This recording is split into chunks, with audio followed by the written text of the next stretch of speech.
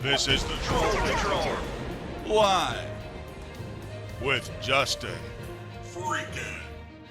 Now that's how you do an election intro. Welcome to the Troll Patrol Live. It's a freaking election day in the United States of America. The polls have just closed in the first municipality. We're getting some early exit polls in.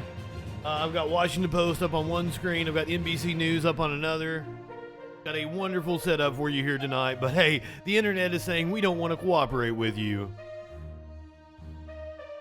I woke up to multiple clients wanting videos from me here on election day. Was not expecting to have to do anything, was rushing to get shit done before the show started, but we got that out of the way, and now we're here. The snake does look weird. The snake looks different. I don't know what you did to your snake, Warlord. I don't know what you did to your snake, Warlord. It sounds dirty. But hopefully we're going to be able to hang on until 9 o'clock in the morning. Starlight Comet, good evening, my friend. Welcome. It's going to be a shit show. You know I'm not high enough for this. I'm not even high at all. I have not hit the bowl at all since I've been awake this morning. I'm still drinking coffee. Go ahead. We're going to flip over to the NBC News screen. You can see our setup. You've got some information, key information at the bottom, the Senate and House makeup. We've got the time until the next polls close, and you've got your key governor's races that you're going to have on the bottom of the screen, while we have election coverage from NBC on this screen right now. We're going to be joining Washington Post coverage here in a little bit. They start at the top of the hour. Because you know she's tooting their horns. You live in sexual anarchy. Ma'am, I don't know if you can do that on national television. Well, you know, I think that, you know, all of the Senate campaigns and across the country are running very competitive campaigns, Democrats across the board. But I do think that there was a missed opportunity around connecting, especially because we just heard abortion, inflation are top of voters' minds, connecting and the fight for democracy. Once again, to go back to the thing I said last night about TYT, and they're like, Anna is right that the Democrats did not deal with the issue of crime. Anna seems very focused on the punitive, I don't even want to call it remedies, the punitive reaction to crime. Not to say that I'm sure she wouldn't be focused on the causes of crime. But like the reason the Democrats don't want to broach the issues of the causes of crime is because it challenges their powers structurally. So I understand why, if you're not going to talk about the cause of crime and solving that problem, then maybe you just don't want to talk about crime at all. But also on the flip side of that, the Marshall Project, probably in direct response to TYT, once again, put in context, crime is still at historical lows. While murders have gone up in these cities, and there are a plethora of reasons for that, overall, crime has pretty much remained stagnant. Like, it's plateaued. So there's a whole lot of nuance to have about the conversation. I don't it's hard to say about, like, is Anna that well off? Is Chank that well off? I mean, I would assume Chank is possibly a millionaire, but what does being, you know, a 1 or 2 millionaire in LA mean? I mean, I've read New York Post articles, but, you know, you've got to put those in context as well. I don't know what Anna and Chank's financial status is. I would assume they ain't rolling in it, but also they ain't hurting, right? Like they're in that upper middle class bubble probably where they are getting taxed to death because they ain't powerful enough to be able to get out of the taxes like the super rich are. They ain't poor enough to fall in the lower 50% of income earners who don't pay income tax. Exactly. They aren't hurting for cash. But also, I don't think they're rolling in it either. And the other camp of voters will say that they, you could always take the Kornacki cam. That they do not want his personal controversies to come in between them and who they end up sending to the Senate. Now, on the flip side, here is whether Ben to put their Shapiro and his Ukrainian flag in their profile, and they don't group of chuckle fucks. American people, and American people know it, and you can see it. Forget about white voters, right? Because their whole theory of politics is, oh, the white people, they're out for revenge, and now it's a revenge election for the whites. That is not what the polls show. The polls are showing that Republicans are going to almost split even among Hispanics. Yep. That's nuts. The polls are showing... And grow a lot of black support. 17%. That's not nuts. There was a Wall Street Journal poll that came out, said 17% of black Americans are going to vote for the Republicans. For those who don't understand what that means, Democrats routinely win above 90% of the black vote. There has never been a Republican president, really since probably the last 50 years, who has won north of about 10 to 12% of the black vote. You start entering into 17, 20% territory for the black vote, Democrats cannot win elections with those numbers. It is not possible for the women. And here's the thing that's amazing. There's a Wall Street Journal article today about Census 2020. And what it said is that a shrinking number of Americans generally are living in race-segregated areas. It said a huge number of white Americans are no longer living in areas where 4 out of 5 people around them are white. So it's much more racially mixed country than it was 10 years ago or the 10 years before that. And the country's getting redder. Okay, so what's happening is not that the white people are running away from all the brown people. I still think the Dems pick up 1 or 2 seats. I've seen nothing that would change my mind on that one. That's the Democratic line. It's not true. It's a lie. What's happening is that people are experiencing, under Republicans, as they did under Trump, economic mobility. And then under Democrats, they're experiencing misery. And they're all thinking the same thing, which is these people suck at governing. You got Katy Perry, who's out there tweeting photos of herself voting for a person who is not a Democrat. Rick Caruso is not a Democrat. He's a Republican. He created the Grove. It's like one of the nicest areas in LA. It's before they burned it twice. It was a wonderful place. Drove him into politics. Before they burned it, Trump. I can't do this. We got to go back to legitimate coverage. what that margin of victory is. We can always check in with the Daily Wire if you want to. If you guys want to torture ourselves. Democratic Senator Raphael Warnock, thank you so much. Rhonda, let's dive into that Georgia governor's race. You know, at the start of this cycle, Governor Brian Kemp looked like a vulnerable target potentially. He had been in hot water with Donald Trump and the Republican Party for refusing to overturn the presidential election. Democrats had a lot of issues with his policies on voting, but he was able to get momentum after winning his Republican primary. How has he been able to do this? And just noting something you just said about him being at odds with Donald Trump. Remember, Pence back in the primary backed Kemp. And he was one of the candidates who was able to survive his primary. But overall, one thing that Kemp did... I need to pack another one. All right, so here's what I got for you guys. This is Washington Post on this screen. His schedule in the last you got the Kornacki cam over on this screen. Trying to meet voters. And then we can take Reuters anytime you guys want. Strategy, and it's so if you guys say you want to go to Kornacki, let me know. We'll go to Kornacki. Pandemic or the early part of the pandemic, when Republican candidates. If you guys want me to pull up the full map, let me know. We can pull up the full map. And stay safe. You can see nice little handy graphic here on the side telling you the races that have been won. This is Reuters, the news wire service. Glenn Youngkin, the Virginia governor, when he ran last year for that This is Washington Post coverage. Really focused in those last days on education, suburban voters issues, and that seems to be something. I think we have the ideal setup for election coverage right now. He and Abrams have had a very expensive race. In fact, I was reading the Atlanta Journal-Constitution, and they found that both of those Atlanta Journal-Constitution is a fantastic They broke their own newspaper. record, their 2018 record, by 3 times. Wow. So this was an incredibly expensive race, and money and ads, that goes a long way. You know, James, something we're not talking about as much this election season is COVID and the pandemic. I'm certainly not high enough for this shit. So good marks from Georgians about one. how he handled that pandemic. You know, as you give us the exit polls and what Americans are talking about, what they're concerned about, how does reflecting on the last couple of years play into voters' confidence? Are we talking about the Reuters map? It's a really good point that COVID doesn't even register in these exit polls But it is an advantage.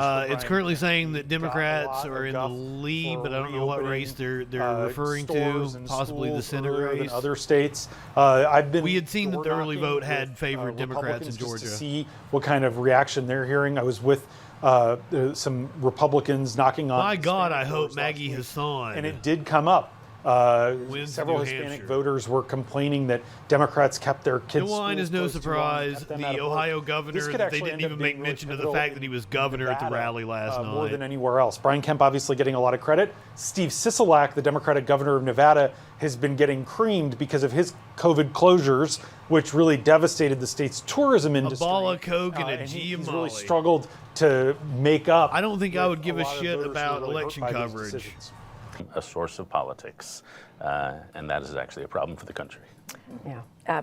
Perry Bacon, thinking about this whole question. Go ahead. You were going to say something. One thing about we were able to call the races. I'm going to outlast everybody tonight. If you live in 40 it's going to be tomorrow where you say bye to me. Only like 10 competitive well states into tomorrow. and about 50 districts are competitive. So most of politics is not actually very interesting for most people, and that's really unfortunate, I think. And I live in Kentucky. Our race was called extremely early. Right. There was almost no competitiveness there at all. Just as soon as the polls closed. Many blowouts we have, even and how little campaigning we have in most of the country.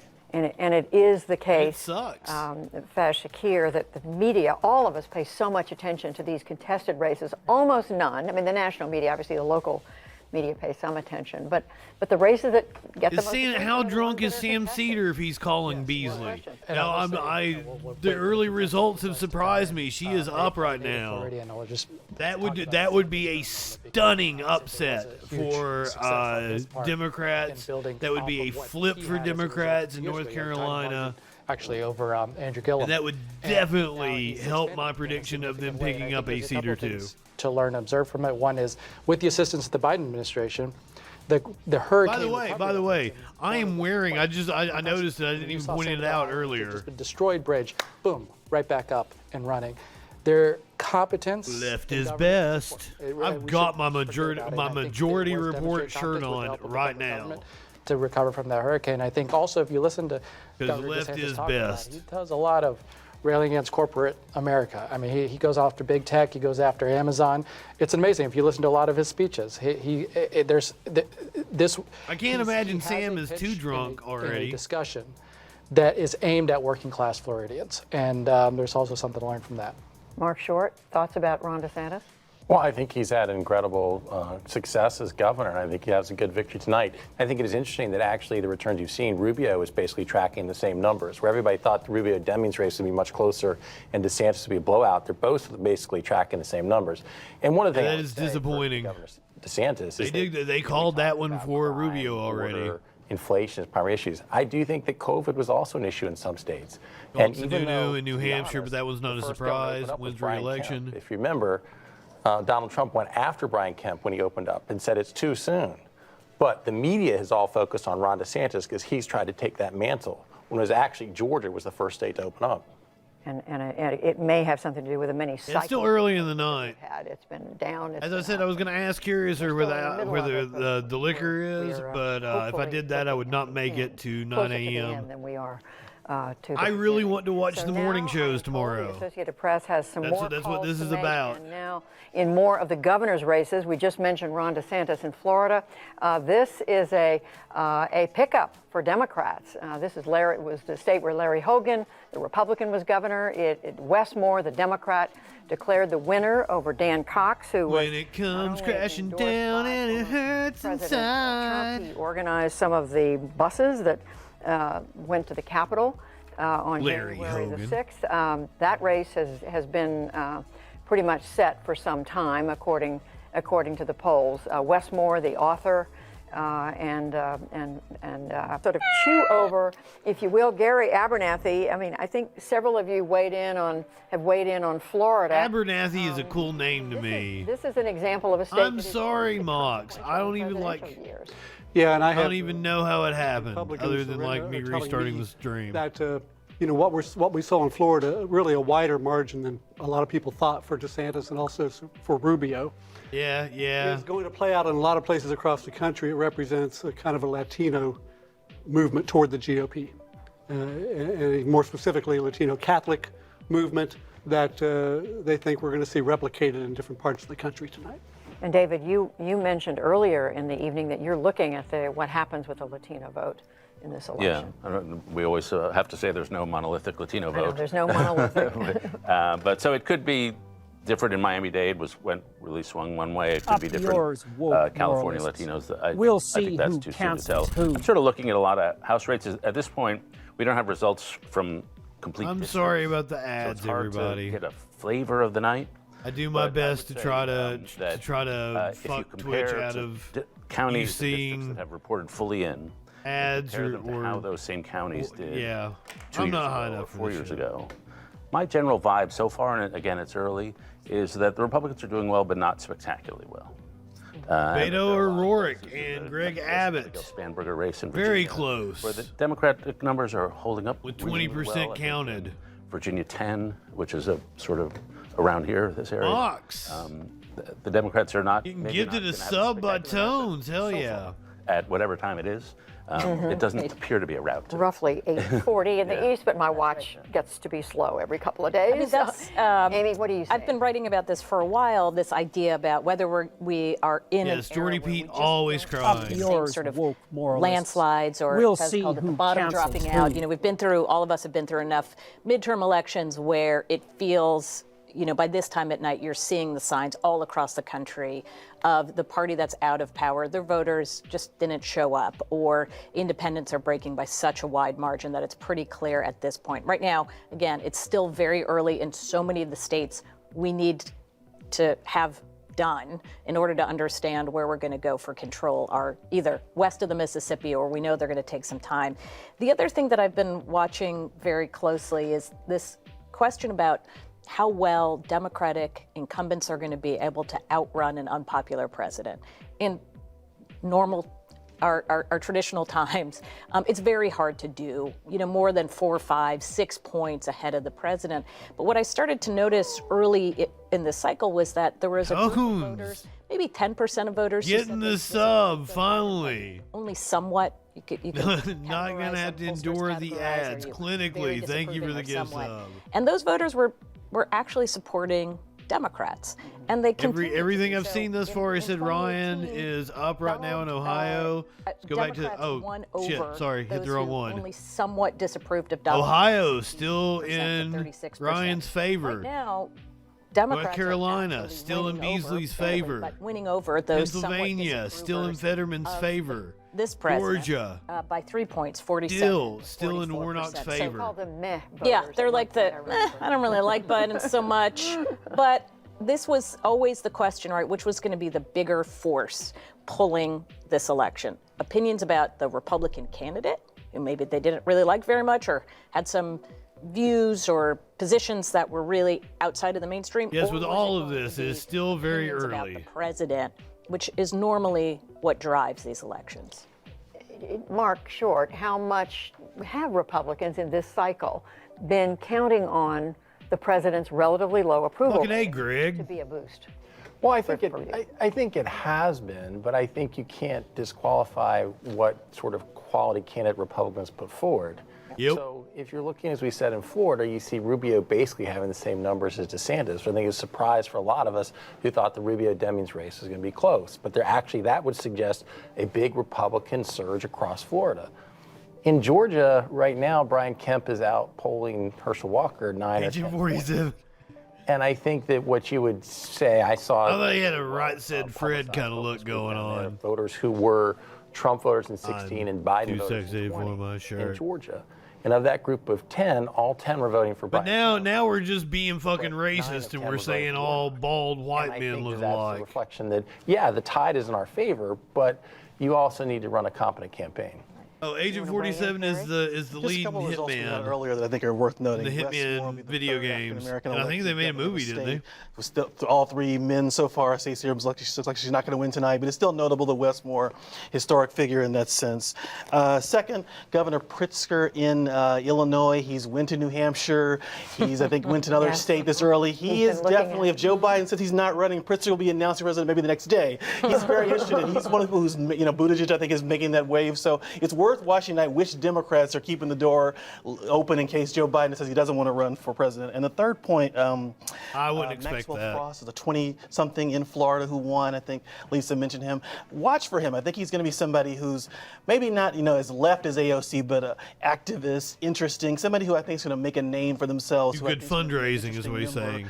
From a different generation who are bringing a different sensibility to Congress. I think I'll watch for him, no matter if they're the majority or the minority. I think he'll be a figure to watch either way. Maxwell, he's Afro-Cuban who will be, or Afro-Latino who will be, and was endorsed by Senator Sanders. Going to be the Florida Democratic Party needs to be fully retooled. I mean, you got to go back to the drawing board. As somebody who used to work for Senator Bob Graham, there's an old Bob Graham Democratic Party. I mean, we just got to go back, clear the slate. Maxwell's got to be a core part of it. A young. I'm all about it. Clean house. No, Maxwell doesn't get to be a part of it. Nobody who's been part of like the old guard gets to be a part of it. Clean the fucking house. One other point that we're going to be watching as the results come through is abortion and the role that it will have. This was one of Bernie Sanders. Kentucky, you've got a state that just voted. You reported it. Rand Paul wins. There's a ballot initiative in that state. The ballot initiative that wants to overturn, and end abortion rights, I think we'll see at the end of the day, but it's on a path to lose by a large margin in Kentucky. What does that tell you about voter behavior, right? If we put up abortion as an issue, as somebody who's abortion rights issue, all across the country, I think voters want to protect Roe v. Wade. They want to protect abortion rights. But we got to speak to voter behavior that also says, okay, if you stand with us on abortion, we also have to speak to you on other economic issues. Because certainly in a place like Kentucky, it wasn't enough that merely they agreed with the Democratic candidate on abortion. That you had to make a case on economic issues about the distinctions with the Republican. In addition, because a lot of those voters say, hey, I'm with you on this issue, but clearly I'm voting against you as a Democrat for other reasons. And I would argue that a lot of those are economic class-based issues, and I think that, that's one takeaway in the early going here that I will continue to beat the drum on. Yeah, I was struck when it's still just 22% of the vote. They've not declared Summer Lee the winner, but it looks good for her. That Democratic candidates have not addressed the economic criticism about inflation. Likely to win, according to and her New York answer Times. Was she believes they are focused. Was Bernie Sanders campaign manager in 2020? Economic message. And I think that the pro-democracy message, our democracy is always fragile. Every election cycle is fragile. I think Joe Biden's message would resonate better if actually there was a little more reflection to say, you know what, did anybody call out Stacey Abrams? Do you guys want to flip over to imposed and Ron DeSantis' victory speech? Discarded. The woke agenda has caused millions of Americans to leave these jurisdictions for greener pastures. We'll see who cancels who. Now, this great exodus of Americans, for those folks, Florida, for so many of them, has served as the promised land. We have embraced freedom. We have maintained law. Grab freedom by the balls. We have protected the rights of parents. We have respected our taxpayers, and we reject woke ideology. Up yours, woke moralists. We fight we'll the woke see in the who legislature. Who. We fight the woke in the schools. We fight the woke in the corporations. We will never, ever surrender. How many fucking times are you going to say woke? Florida is where woke goes to die.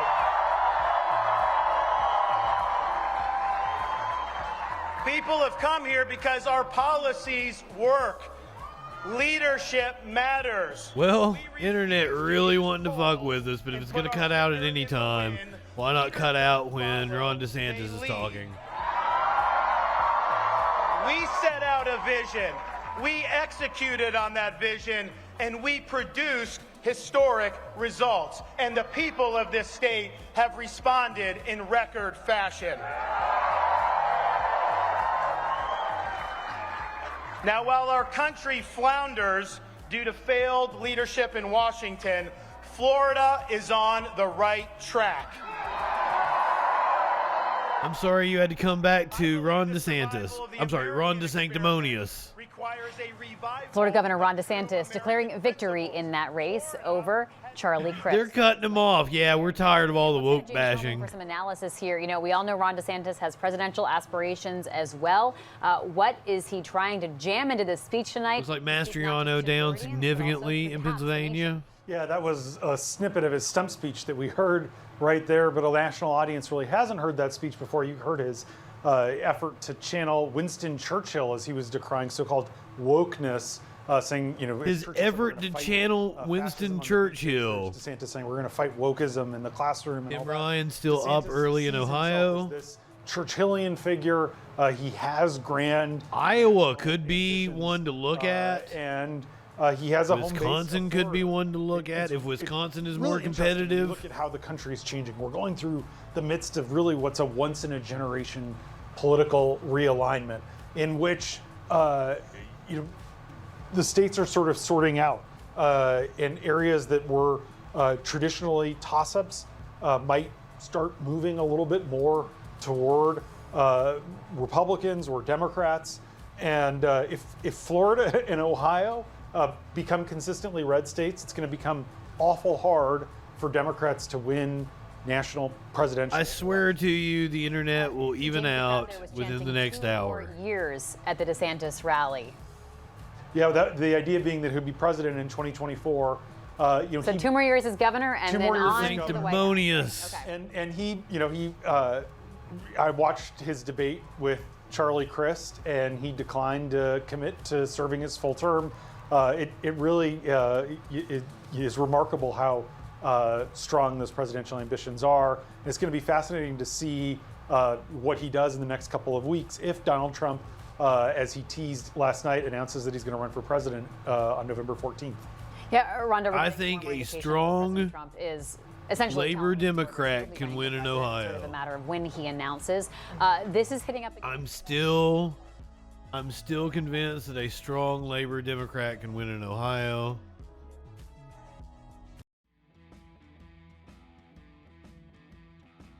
The lag is so bad. Like, I had the Twitch stream up, and when I sat down, I'm like, I don't hear anything. It's because the lag is so bad. The commercial had already stopped. Hey, welcome back. We're doing election 2022 coverage poorly because of the internet. I'm gonna blame it on the internet. 4 hours down, like 11 more to go because we're 69 in the election tonight. Back to our PBS. State legislature, how is that message going over with voters? PBS screens what we're doing. Well, I think they understand it. We've had a Republican legislature here in Wisconsin for the last decade, and with the latest redistricting cycle going through, pretty much everyone understands the Republicans will control the state house for at least the next few sessions. And so Governor Evers is the only the Ohio governor's race has already been called. Mike DeWine won re-election. Scott Walker, when he actually rattled the nation a little bit with some of the changes that he brought here, some of the protests, if you remember way back to 2011. So there are people that understand that Evers is an important barrier to preventing all that Republican power, but Republicans say they need more change. They need to have Tim Michels come in because there's a lot of things that they still want to get accomplished with that Republican legislature. You know, Michels made a comment in recent days that got a lot of national attention. He said something to the effect of, after I win, Republicans in Wisconsin will never lose another election. Did that have any kind of impact? That's a wild statement to make. Well, it's hard to say.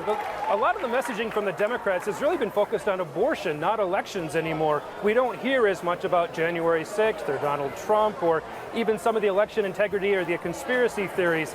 But obviously there was a lot of talk, a lot of that got circulated around. It's hard to say on the ground. For Mandela Barnes as well, who was also up in Wisconsin. At a number of different polling sites, that never came up. What they talked about were other issues closer to them. We saw a really high turnout on the campuses. We're just next to the University of Wisconsin-Madison campus.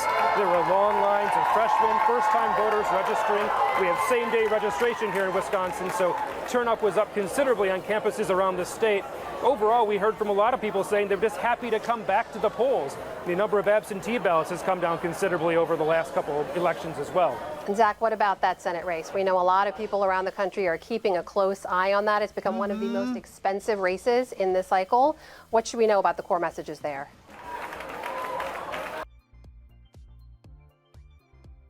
Is the chat still working?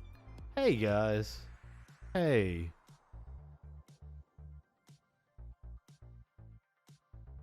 Okay. I don't have to do anything. I'm just streaming straight to Twitch now. We've done everything in our power to where even if we have internet issues. But it did something weird with my chat. I've actually got Twitch chat over here, which is kind of cool. But usually I'm doing like restream, right? That's how YouTube and everybody can talk to you. But we ain't on YouTube anyway. Fucking the internet's still being a dick. They got JB Pritzker still talking over here. He's been talking for an hour. I guess he really is wanting to run for president.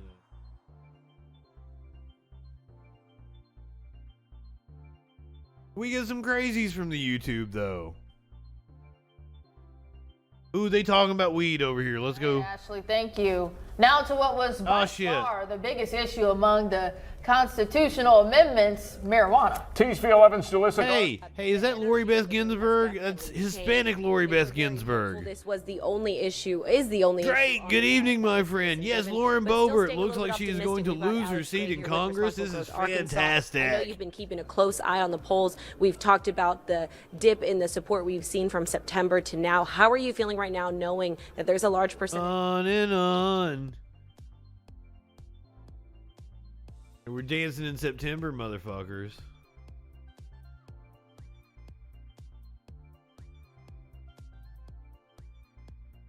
Seriously, they've had JB Pritzker talking for so long right now. I believe this was from earlier, but we're gonna see what they got to say. That inflation caused severe hardship to that group. All right, let's take a look now at the most important issue. You can clearly see inflation top dog when it comes at 31%, 27% for abortion. I know this might be live. Two issues, and then these three immigration crimes. Those numbers look correct. Drill down. If you said yes, inflation is the most important issue, why I'm voting today in these exit polls. Well, 7 out of 10 said if it was yesterday now, I'm going to vote for a Republican candidate. And then 3 out of 10. Everybody's just getting here and you need a rundown of what all's gone on. We can give you the quick and dirty. Just ask. It appears that clearly inflation. Relevant information over here on the screen. I had such a cool setup to have had. Well, again, consistent with our. To have had such horrid problems tonight. We had such a cool setup. We were going back and forth between PBS and Washington Post at the time. Right now I'm on the only two live feeds we got. That's NBC and Fox Live News Now. I was going back and forth between the two of those. We were getting candidates talking. We were getting different calls. I can always flip to the Reuters map so that we have the rundown of everything going on. I think I had the best place to watch election coverage. And I had problems all fucking night. Thank you, internet.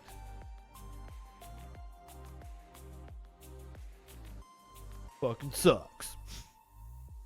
Just like when we did January 6th, I had both because I got the dual screens, right? I can go back and forth between the two of them. Here's Smokey. I had both on screen at the same time, and we could just take the audio from whichever one we wanted. And then after the riot started, I had a third screen. Where like I'm pulling up the riot, and then I'm moving over to it.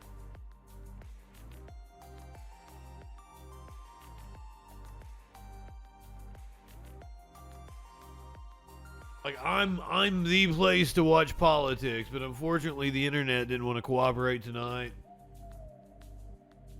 So we're in what I referred to as like, the dead time. We're not going to get any news until the morning. I'm going to try to be on until 9 a.m. as long as the internet cooperates with me. There was some weird whoo in the music and it really fucked with me. Like it sounded like it come from back here in my headphones. Maybe I'm just high, or maybe I'm not even high enough.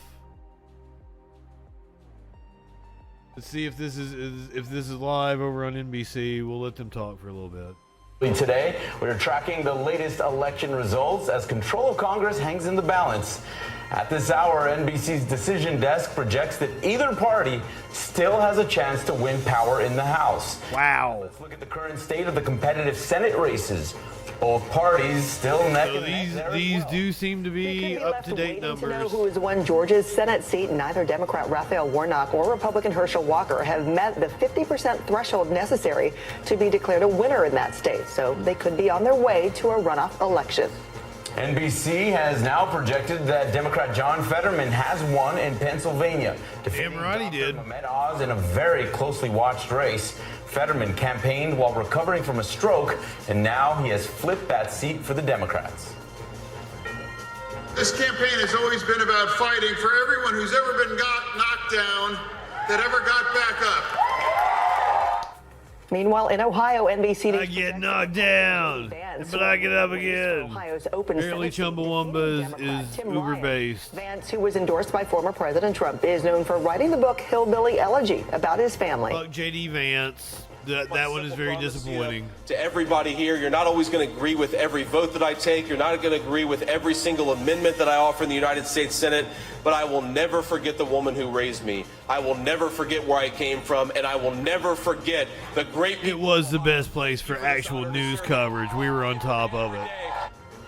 Meanwhile, in Wisconsin, Senator Ron Johnson is facing a serious challenge from Democratic challenger Mandela Barnes. That race is too close to call. We're also watching Arizona, where the race between incumbent Democratic Senator Mark Kelly and Republican Blake Masters is still too early to call. Oh, only 66% is in? I thought more was in. The race between incumbent Catherine Cortez Masto and Republican challenger Adam Laxalt is too early to call. A judge denied Senator Cortez Masto's late request for the polls to stay open an extra 2 hours. The complaint came after some precincts ran out of paper to print ballots earlier in the day. All right, let's turn now. Oh, wow. They do. Adam Laxalt has taken the lead in Nevada. That would be a pickup for Republicans. It would put us right back at 50-50. State streak as the last state to send a woman to Congress. Valent will also be the state's first LGBTQ representative. I give you my word tonight that I will not back down from hard fights in Washington. I will carry your hopes and your wishes and your stories with me. I will stay rooted in our communities here in Vermont, and I will work for our most vulnerable neighbors every single day. And another history-making win in Florida. 25-year-old Maxwell Frost is the projected winner in the state's 10th district, beating 72-year-old the first Gen Z candidate, I believe. Frost will be the first member of Gen Z to reach the House of Representatives. And some notable districts flipping, starting in Florida's 13th district, where Republican Ana Paulina Luna is projected to defeat Democrat Eric Lynn. Luna is also the first Mexican-American woman elected to Congress in this state. And in the Lone Star State, Democrats gaining a seat in Texas's new 35th district. Democrat Greg Caesar is projected to win over Republican Dan McQueen. All right, want to delve into our panel. Joining us now with more is NBC News senior national politics reporter Jonathan Allen. Lauren Egan is an NBCNews.com national political reporter, and Nate. Well, you gotta have 20 people on. Why can't you have just one person? Law School and a former senior research director for the Presidential Commission on Election Administration. To all of you, that dude, yeah, that dude. He seemed like the knowledgeable one. Is this red wave that so many people were anticipating? And Jonathan, we have former President Trump, who said early on that if the GOP wins this, hey, I can get all the credit of that. If we lose, I'm not to blame. So at this point, what does it mean for Donald Trump where we are here and we're not talking about red wave? Are you saying Donald check out the check out the Uncle Sam hat on the troll head, the red, white, and blue banner? We went all out at Mitch McConnell and others in the Republican Party and say that they're the fault, that it's their fault. We've already seen him trash a Colorado Senate candidate who lost. But the truth is, I think Donald Trump is both the most dominant player in the Republican Party today and also somewhat weaker today than he was yesterday. Anyway, we're going to talk about that. I know you're here for a little bit more because I know we want to ... Much patriot. Yeah, and we will. But Lauren, I wanted to ask you about what happened in the state of Pennsylvania and the gubernatorial race race there. Donald Trump had embraced candidate Doug Mastriano. And given your experience covering the state of Pennsylvania, in the end, I mean, do you think that helped him or it hurt him? Yes, we did. When we were at the Sarah Huckabee Sanders victory party, they were playing the Lee Greenwood. Would you guys like to hear from Lee Zeldin in New York?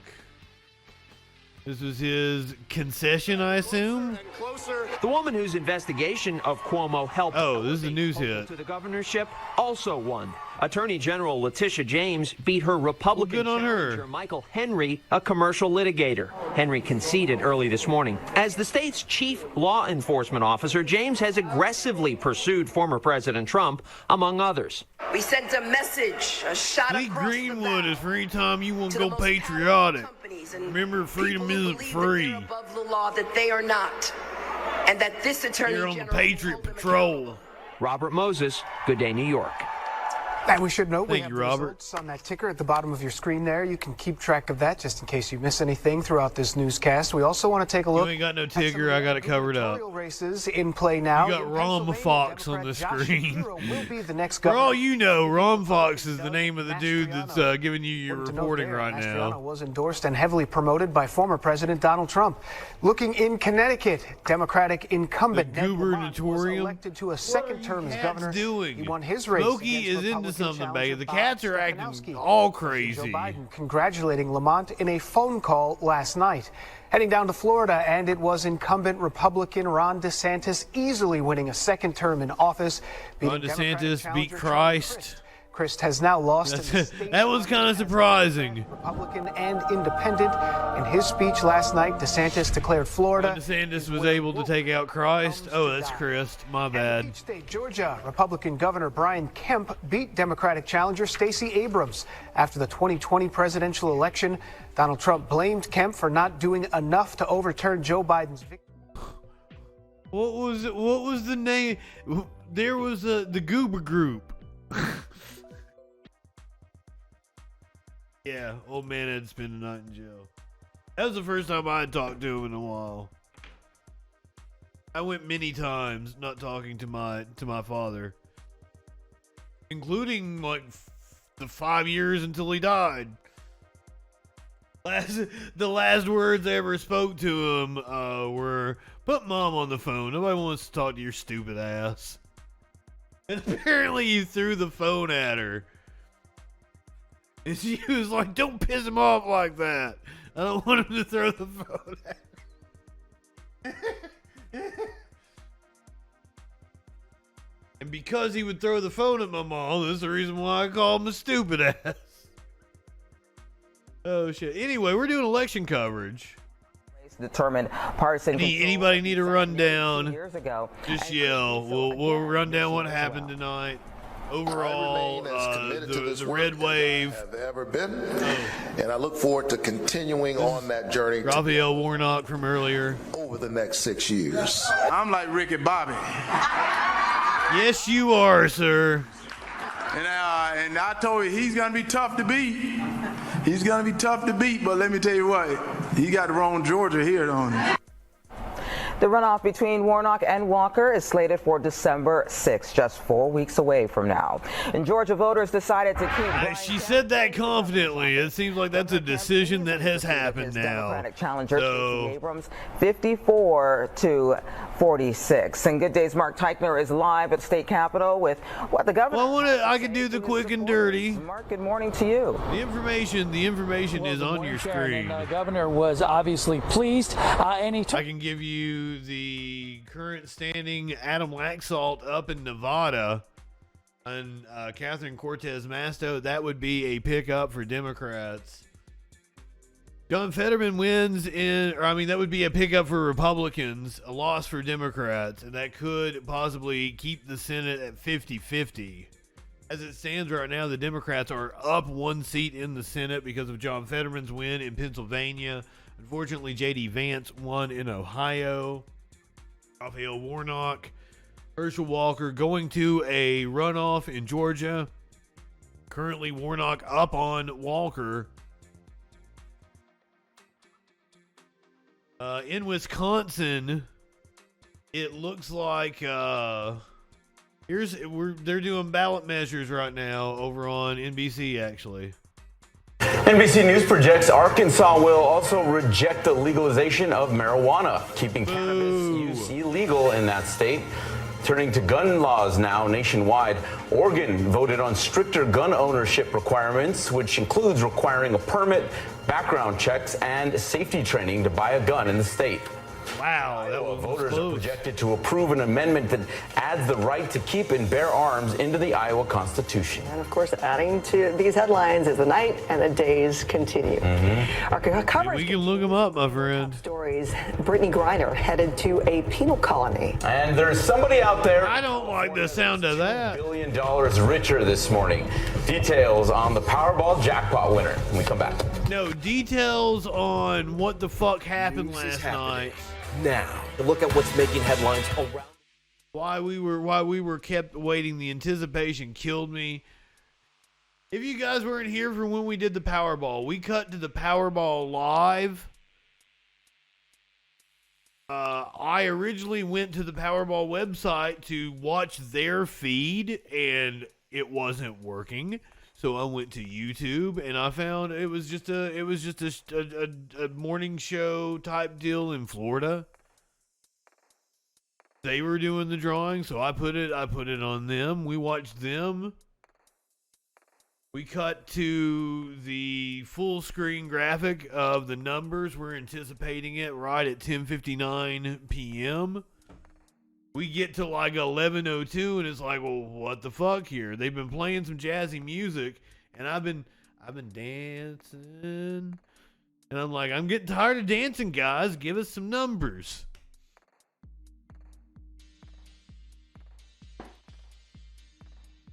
As I said, we've experienced some history here on this show. That was a history-making jackpot. 1.9 billion ended up being like 2.1 billion by this morning. I don't know if that is because they sold more tickets. I assume that's it. Or if it just like 1.9 billion makes like 0.2 billion in interest. 0.2 billion? Is that how you use it? I don't math. 0.2 billion in interest overnight. Because it's that large of a sum of money. I would assume that's not the case. But I'm stupid. I don't know. That's what happens when we get into the wee hours of the morning.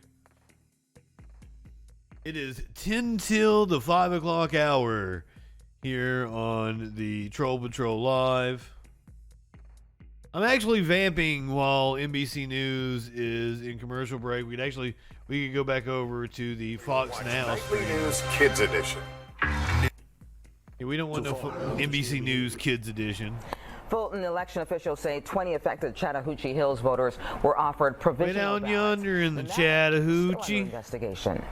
Good day, Atlanta. We'll continue to it gets hotter than a woman's coochie. Be sure to scan the QR code on your right screen right now, and that code will take you to the Fox 5 Election Hub, where you can find results from all statewide and county races.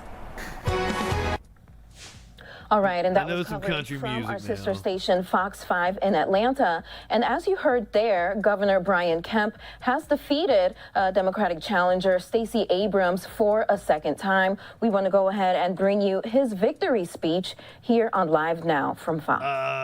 Did we do this earlier? No, we didn't. We didn't.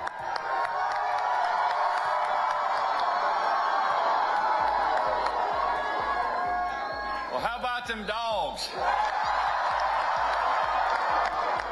Did you bring puppies? Well, thank y'all so much. It looks like the reports of my political death have been greatly exaggerated.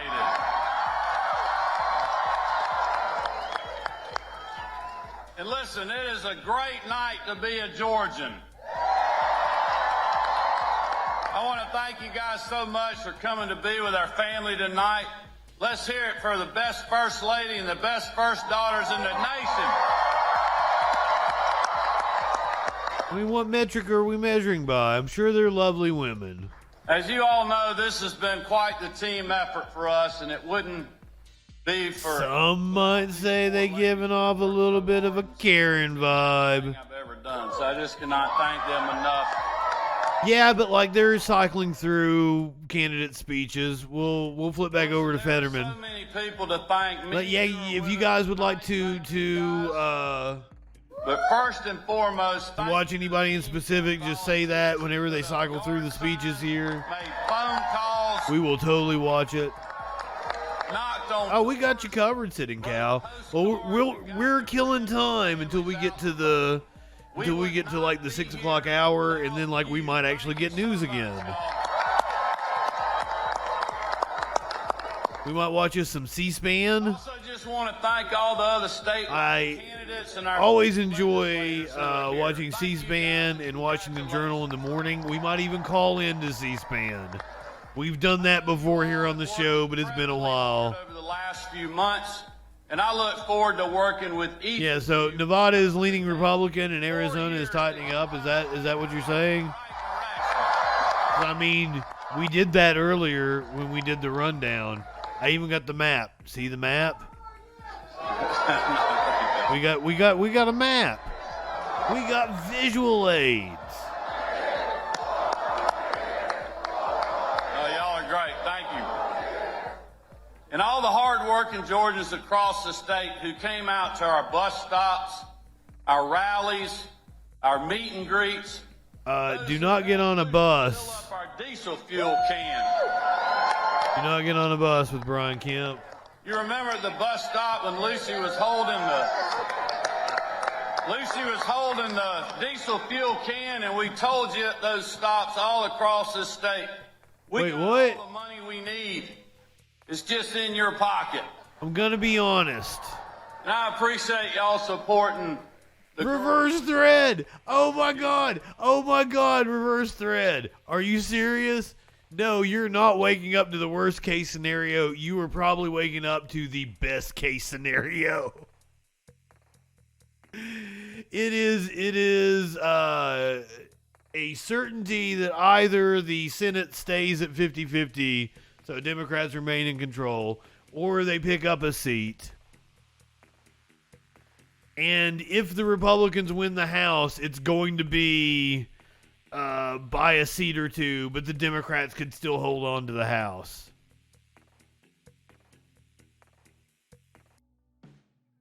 Turn these red counties blue.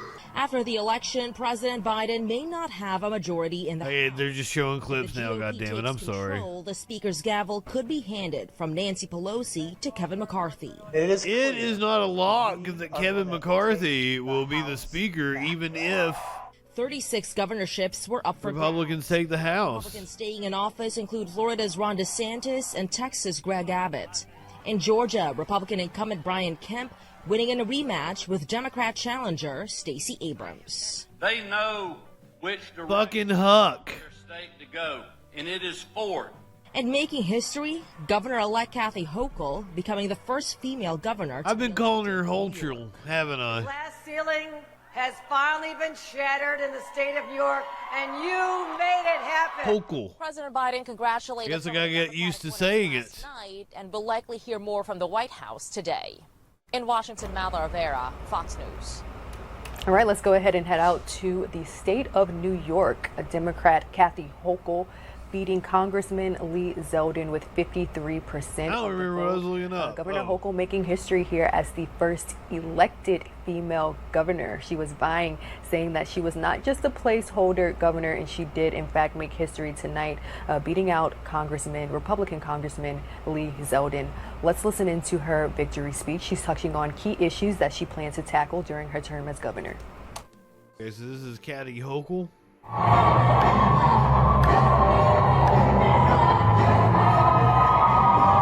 Just a little bit. Throwing out some Aretha.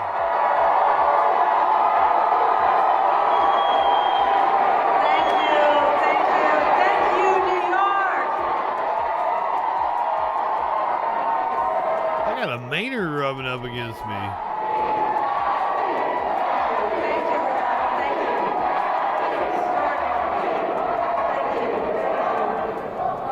Thank you to everyone in this room.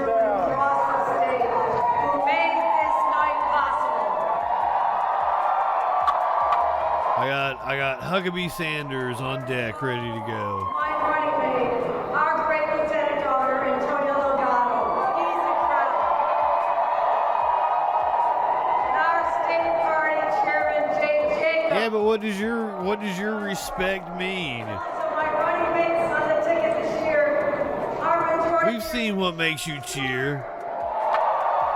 Attorney General Tish James, heard from her.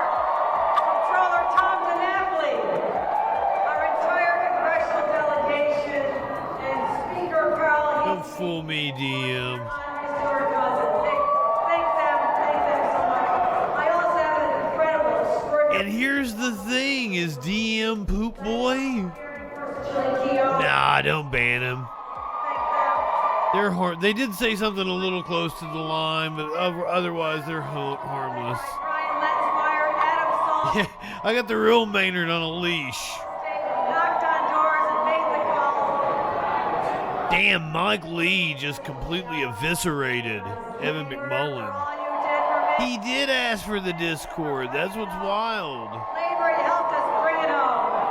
Oh, we got What It Do in the troll chat, but not in the voice channel. That's my family. First of all, your first elected first gentleman on the stage, my husband Bill Hochul. The shitty audio is killing me. Got Sarah Huckabee Sanders earlier this evening. Beginning has had Sarah Sanders leading this race anyway. So this is no surprise to Arkansas voters. I think we kind of assumed that this would be the way that it goes, especially when you have Huckabee Sanders, who, you know, here from Arkansas, the platform she stood on, the former White House press secretary. I think a lot of Arkansans were excited from the beginning to see someone here from home in a position like that. I think a lot of name recognition there as well because of her job with the White House 4 years ago, or 4 years ago. What song are we hearing? We can also, well, hang on a second here. All right, we're still waiting.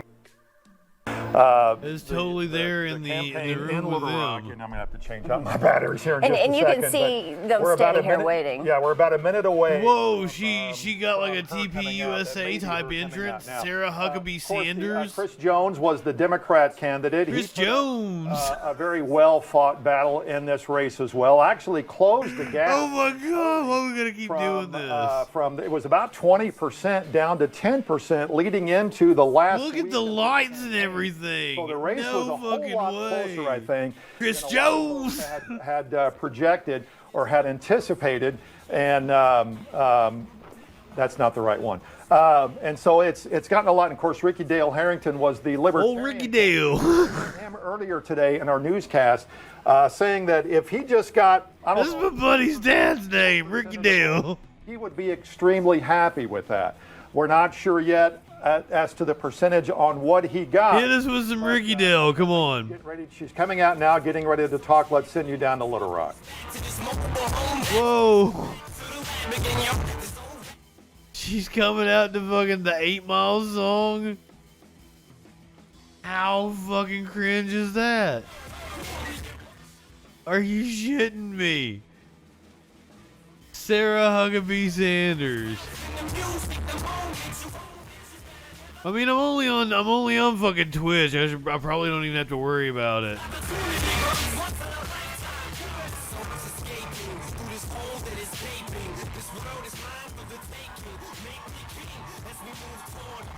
Ooh. Do you think she's hot shit? Wow. Wow, indeed.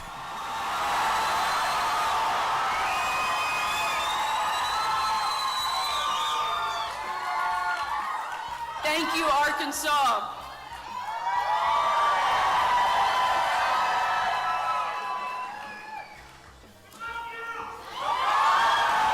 I love you guys too.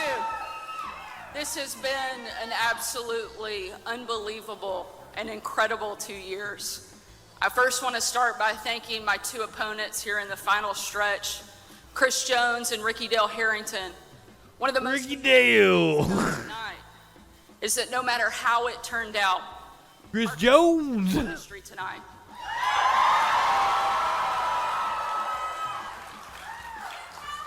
I know it will be the honor of a lifetime to serve. In the early days of the internet, I had an internet girlfriend that lived in Arkansas. Well, what it do, baby? Even shitty ass people like Sarah Huckabee Sanders, they aren't there for your approval of their looks. I like to say I think my dad's the best governor Arkansas has ever had. And there are plenty of reasons to hate on Sarah Huckabee Sanders, and her looks are not one of them. And I'm hoping to take that title away from him pretty soon.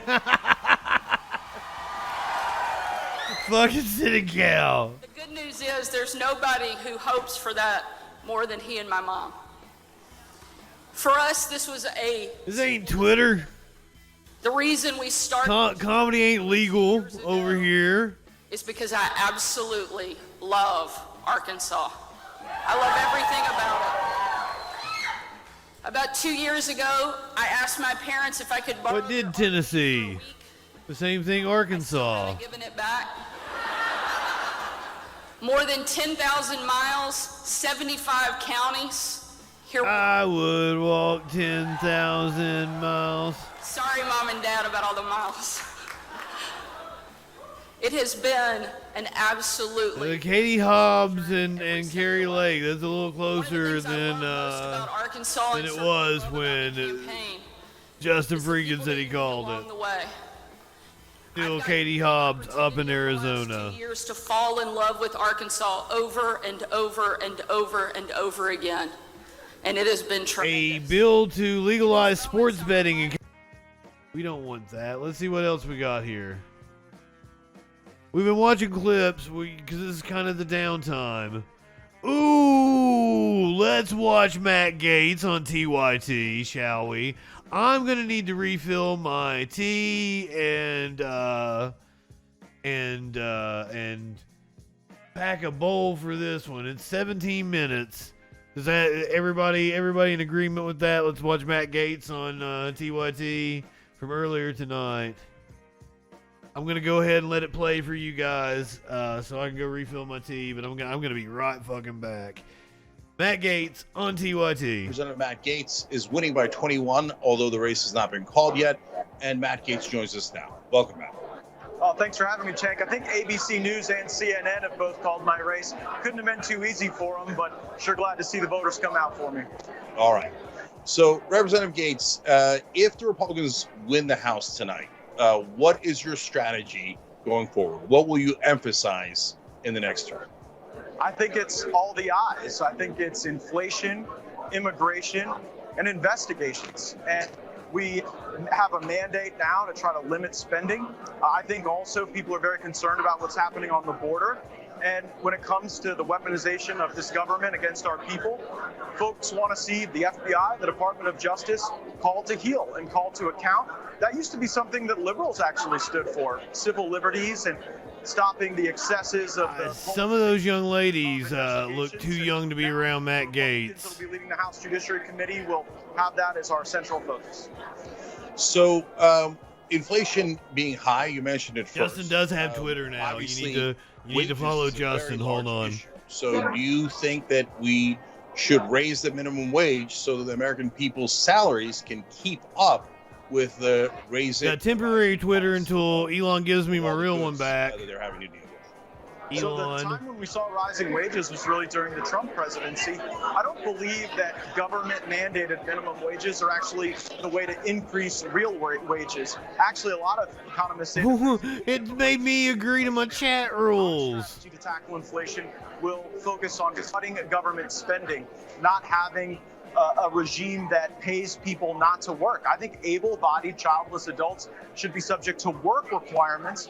Previously, when Republican states have tried to do that, Democrat administrations haven't allowed them to, haven't issued appropriate waivers. And so if we can legislate work requirements into government funding bills, I think that'll be a good counter pressure on inflation. All right, so raising wages, not what you're planning to do to counter inflation. Got it. Anna. No, we raise wages. I just don't think the way to raise wages is a government-mandated minimum wage increase. Yes. So how would I think wages the market should increase, take care of out it. of the kindness of corporations' hearts, who have a fiduciary responsibility to their shareholders and keep doing corporate stock buybacks and dividends for their shareholders? No fan of big corporations. I think the biggest threat to our liberty is big government. The second biggest threat, big Congrats, Chainsaw. Probably the third would be homeowners associations.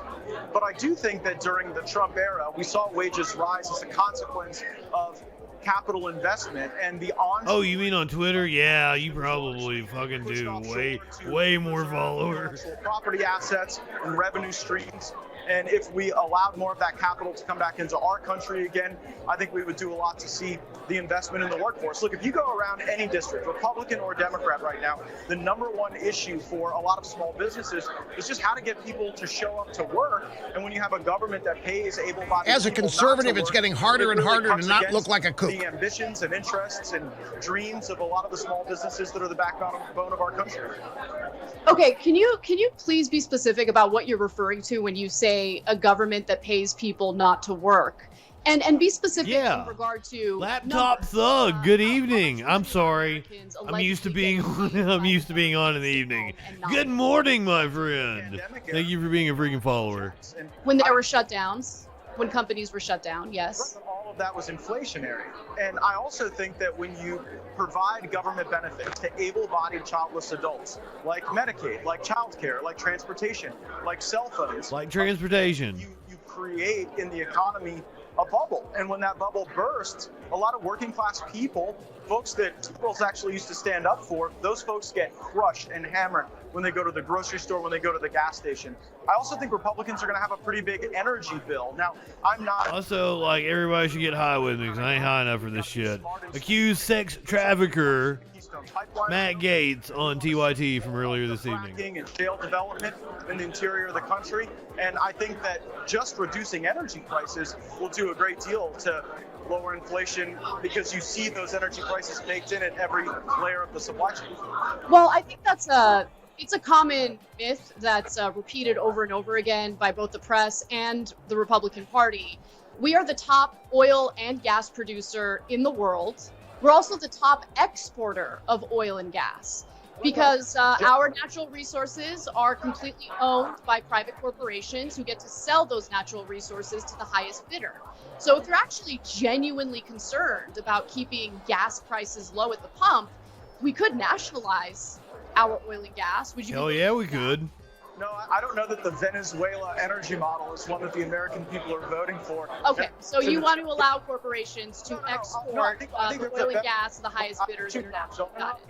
I think we should repeal the Jones Act because you're right, there is production that's up. But as a consequence of the Jones Act, we're not able to actually get that energy to the places that we need it so that there's broad distribution and lower prices. So actually, there's a deregulation answer that I think would unlock lower prices for the American people. Can you guys hear him okay? I wanted to just quickly, Cenk, one follow-up, and then I'll let you take over. The point that you made about social services like Medicaid, which provides health care to literally the most impoverished people in the country, how exactly do you claim that that leads to inflation? I mean, I can explain how the Federal Reserve engaging in quantitative easing, literally printing money and giving it to banks and corporations who then turned around and invested in their own stocks and did dividends and all of that. That definitely led to asset bubbles. Private equity firms buying up entire neighborhoods of single-family homes based on the money that was given to them by the Federal Reserve. That led to inflation in the housing market. I want you to explain exactly how Medicaid leads to inflation. Well, first of all, I agree with you regarding those corporate excesses. I am one of the people on Thomas Massey's bill to audit the Fed.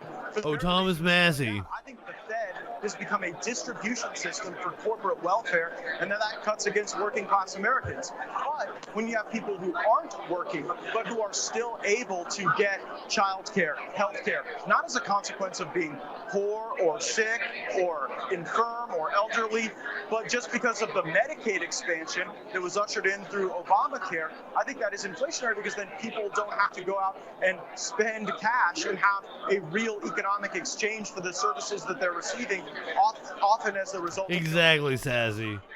So what I've heard so far is that giving people child care, health care, and higher wages is leading to inflation. And you guys are going to try to tackle inflation so that what I'm hearing from you is lower wages, less child care, less health care. That sounds perfectly Republican. Things. Jake, it's not just the government that can do these things. There are private sector solutions as well. If people make more money, if the economy is growing at a faster rate, like it did under President Trump, then I do think we would be able to achieve those objectives. But growing at a faster rate under Obama, actually. That is the central covenant of this election that we're going through, that Republicans are very likely to win across the country. People want to see. Apparently, we're in some kind of a covenant in this election. Spending for disabled people like my mother, for seniors. I don't want to touch Social Security or Medicare, but specifically with the Obamacare Medicaid expansion, you have able-bodied people who could go to work, but who choose not to, and I don't think we should provide those things for them.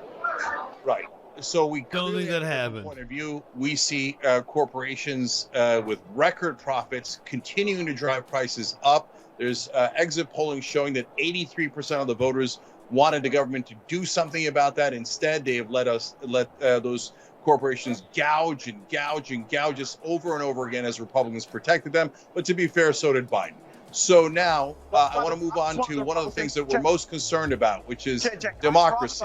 Hold on. I crossed the aisle and joined with Democrat David Cicilline to actually utilize antitrust tools to go after the very type of corporate greed that you're talking about. I'm actually hoping to persuade more people in this incoming Republican majority that the way to govern is not to just give the lobbyists. Hold your horses on that incoming Republican majority. Any lobbyists or any PACs. It's not a lock yet. And so I actually think there could be common ground with Democrats. So, and if we can get the Biden Justice Department to actually be serious about the enforcement of antitrust laws, I actually think we could do a lot to curb that corporate greed. So, look, we're a fair show. So it's obvious that we disagree with you on a lot of things, and we got more coming up in a second. But it is true that you don't take that corporate PAC money, and like the corporate people on the left that don't take the corporate PAC money. Take any PAC money, not just corporate PAC money, no ideological PAC money, no leadership PAC money, and I stand alone as a Republican on that front. That's right. And that's what allows you to criticize big business, whereas almost all of your colleagues serve big business, by the way, including Rick Scott, who has promised to cut Social Security and Medicare in the same state of Florida. Now, we're worried about democracy, Matt. And in 2020, Trump clearly lost the election. He then did 60 court cases, he and his allies, and he could not present one piece of evidence, and he still insisted on lying about how he had won the election. So that smirk on Gates' face. For once, and say that Donald Trump definitely lost the 2020 election. Joe Biden is definitely the president. I think there are a lot of irregularities there that still people are concerned about. But a big mistake that Democrats made in this election was talking so much about the last election. Look, Democrats went all in. That's all Trump talks about. And it's going to get crushed nationwide. It's going to lose, not because people don't like democracy, but because people believe that Joe Biden and Democrats are engaging in threat construction around democracy as a substitute for an economic plan, for something that will actually result in people making more money, growing their businesses. So I don't think that continuing obsess about this is going to be politically helpful for Democrats. And by the way, I don't think democracy's in any jeopardy. We've had a record turnout for a midterm election today, and that seems to show that a democracy. I'm going to point one more time to the Streisand effect. Hold on, guys. I have breaking news while we're talking to Matt Gaetz. New York Times has just called your race. Matt Gaetz has won. Well, congratulations, Mr. Accused Child Sex Trafficker. And I did notice, though, Representative Gaetz, that you evaded the question. You said that Biden is president. You didn't say Biden won the election. He obviously did, and you know it. But I'll move on. Anna. No, hold on. I got a follow-up question to something you said. You know, you just made a vague statement about some irregularities. There are some irregularities. And, you know, you were one of the individuals who pushed the lie that the election was stolen from Trump. So be specific. What are the so-called irregularities? Because the Trump camp failed to provide a shred of evidence indicating that there was widespread voter fraud. Yet you and tell us 2,000 mules continued repeating that the election was stolen from him. So be specific. What exactly are you referring to? I'm really concerned about some of these urban areas that operate under an entirely different system than the rest of their states. What? In Wayne County, Michigan, the mechanism by which ballots are assembled is totally different than in the other parts of the state. And I don't think that volume alone justifies that. I also think that in Pennsylvania, a major irregularity was the change in the way that ballots were mailed out. In time after time, you saw secretaries of state take unilateral action to go and engage in this broad distribution of ballots. I think that is ripe for fraud, and I don't think that it was constitutional. Now, Cheng made an important point about the 60. The courts weighed in on that, though, right? Yeah, I want to get to that because almost all of those cases, not all, but almost all of those cases were resolved in the absence of an evidentiary hearing. So it's not exactly fair to say that we lost because we didn't have sufficient evidence. So no, a lot of them were decided on jurisdictional grounds and on the sufficiency of the. Yeah, I've heard that excuse a million times. Both sides got to put information. Zeno. I think misleading to. No. Good morning. Around the country where So, evidence was. No, really Matt. Some were decided on jurisdictional grounds, but the majority were decided on the merits, and every judge, including every Republican judge, including every Trump-appointed judge, said, you have not presented any evidence, including the evidence that you were just talking about now. When in court, there was none. Just joining us, this is Matt Gates on with TYT from earlier. You don't believe it either. It's super obvious. We're killing time until the news picks back up in the morning. Because instead of talking about how we're going to actually move the country forward, you guys are still obsessed about the 2020 No, election. Matt, I'm not a regular Democrat. I don't care about their messaging. What I care about is if your friend Donald Trump wins in 2024, we might never have another election because he's an obvious pathological liar, doesn't believe in democracy, didn't want to leave even though he lost the election, and you know it. Jake, the last time you were on the ballot, you got 4% of the vote. So for you, So what? What does that have to do with anything that we're talking about right now? Okay, Matt, if we're going in that direction, you guys might listen, you had sex with a 17-year-old. Whoa! And you asked for a pardon. Hold on. You asked for a pardon. You asked for a pardon. I see. Yeah, why did you ask Trump for a pardon Why if did you you didn't ask for the pardon break any for laws? sleeping with a I've been 17-year-old? overwhelmingly reelected. You guys are in some sort of weird struggle session there, and I'm just glad, even though the internet hated you having me on, Cenk, you're getting to see what a congressional victory party looks like, and that's something that might be a novel experience. Why for did you you ask Ooh. for the 17-year-old? Something that even happened? You're like reading into an anonymous internet conspiracy. And it's really sad because in my district, the voters saw through that. In my state, we're overwhelmed. Did you ask for the pardon? That has all been debunked. I've addressed it. President Trump has addressed it. Morgan Muffle Dragon. Good morning. Imagine being so aligned with Bernie Sanders that he would endorse you, but he has to pull his endorsement because the things that you said were so Yeah. Well, Matt, see, some people grow up and they change. Others send their colleagues in Congress nude photos of women that they've slept with today, and are hated by members of their own party, which there are numerous reports about that regarding you. But I appreciate you coming on to answer our questions. People who told those lies Did are you going to the bother bin. by any chance get They were involved? not lies, Maddie. Rob, You know it. investigation Dude, it's no wonder you guys don't have the trust of the voters because you guys sit here and just spew this nonsense that isn't relevant to people's lives. We're going to focus on inflation. We're going to focus on the border. We're going to focus on investigations. And the result is we're going to win. Frankenstitch. Democracy will be fine. And you Good guys. morning. Thank you for being a freaking follower. You never answered the question. Did you sleep with a 17-year-old? Absolutely not. That has been totally debunked. And by the way, more women have made accusations against Joe Biden than have made accusations against me. We've talked about them. You should be really proud of that. Well, Okay. my number is 0. You can't even keep Bernie Sanders' endorsement, and Joe Biden doesn't exactly have a clean record himself. So we're pretty happy here in the Sunshine State. One Miami-Dade County, one my district. Looks like the House and Senate will flip. And easier than the sanctimonious. Yeah. By the way, there was one difference between us. The Democratic As a Party did not conservative, it's support getting me harder and because harder to not look am like a against kook. their corruption. Whereas you kissed the ass of the Republican leaders 24/7, so they were very happy to support you. you couldn't even hold Bernie. He endorsed you and had to unendorse you. Like, do you think Bernie is all of a sudden the establishment of the Democratic Party? He's not even a Democrat, and he left you on the side of the road with your 4% of the vote. With your dick in your hand, Jank. Personal career at all.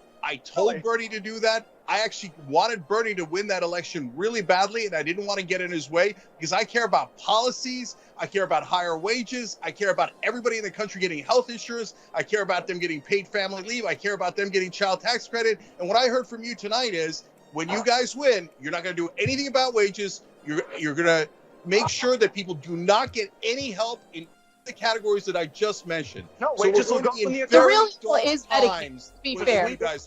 The real evil in the country is Medicaid. And Gotta now the do American something people about are going to get some. That's pretty much what he said. All right, Matt Gaetz, thank you for joining us. We appreciate Thanks it. for having me. Appreciate it. Well, that was fun. That was Matt Gaetz on with TYT from earlier. We've been catching up on the different election festivities. Let's see what else we've got from earlier tonight. Probably join in with C-SPAN here at 6 o'clock in the morning.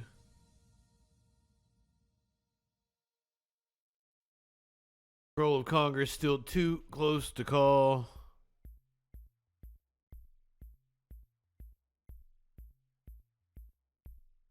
Governor-elect in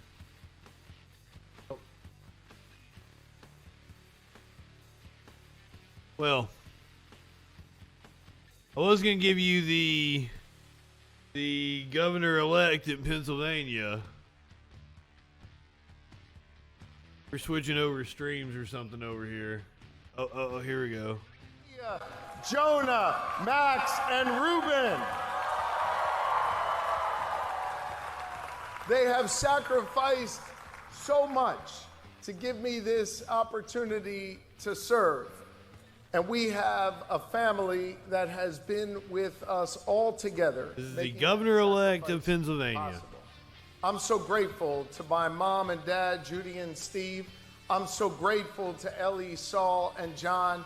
And I am so profoundly grateful to my brother and sister, Adam and Rebecca, and their wonderful families. We are all Kitty Scratcher Haunted House. and they It have sounds always perfect. been there for me. And I love you all so very much. The kitties around here go through a hell of a lot of kitty scratchers. I'm also profoundly grateful to have a partner in this process, a history-making partner. I think there may be a kitten in Our here. next Lieutenant Governor, Austin Davis. Austin and Blair have become friends to me and Lori, and they will soon be friends to all Pennsylvanians. And Austin will redefine the role of Lieutenant Governor, mark my words. Friends are friends forever if the Lord's the Lord of them. So for these last 13 months of this campaign, I spent a whole lot of time crisscrossing the Commonwealth, showing up at your hunt clubs, your union, Crisscross will make you jump. having an opportunity to talk to you on your street corners and in front of our schools. And I want Down you the to know, corner. I've done a whole lot of listening Second CCR song tonight. and a whole lot of growing. No, I think that might have been the same song I sung before. You've helped me by sharing your hopes and fears, your dreams and your worries. You have helped me become a better man, and you have humbled me along the way. Rural, Fourth is the urban, one true suburban Savior. folks across this Commonwealth who I've had the opportunity to talk with, you know, they basically all want the same thing. They want a real They want the same thing everyone else wants. Preferential safe treatment. communities, and an economy that just gives everybody a shot. No matter how different our Commonwealth looks, no matter how different the terrain is, those are the basic values that every single Pennsylvanian has a right to and that I'm going to fight to deliver for. He's a pretty centrist Democrat. Tonight, voters from Gen Z to our seniors, Ooh, that did sound Obama-y. people from all different walks of life have given me the honor of a lifetime to give me the chance to serve you as Pennsylvania's next governor. He might very well be. What everyone has said through their votes and through their actions, Doug Mastriano sounded like a is a profound lunatic for this Commonwealth, a love of freedom. And they've shown the grit and determination and willingness to work for it every single day.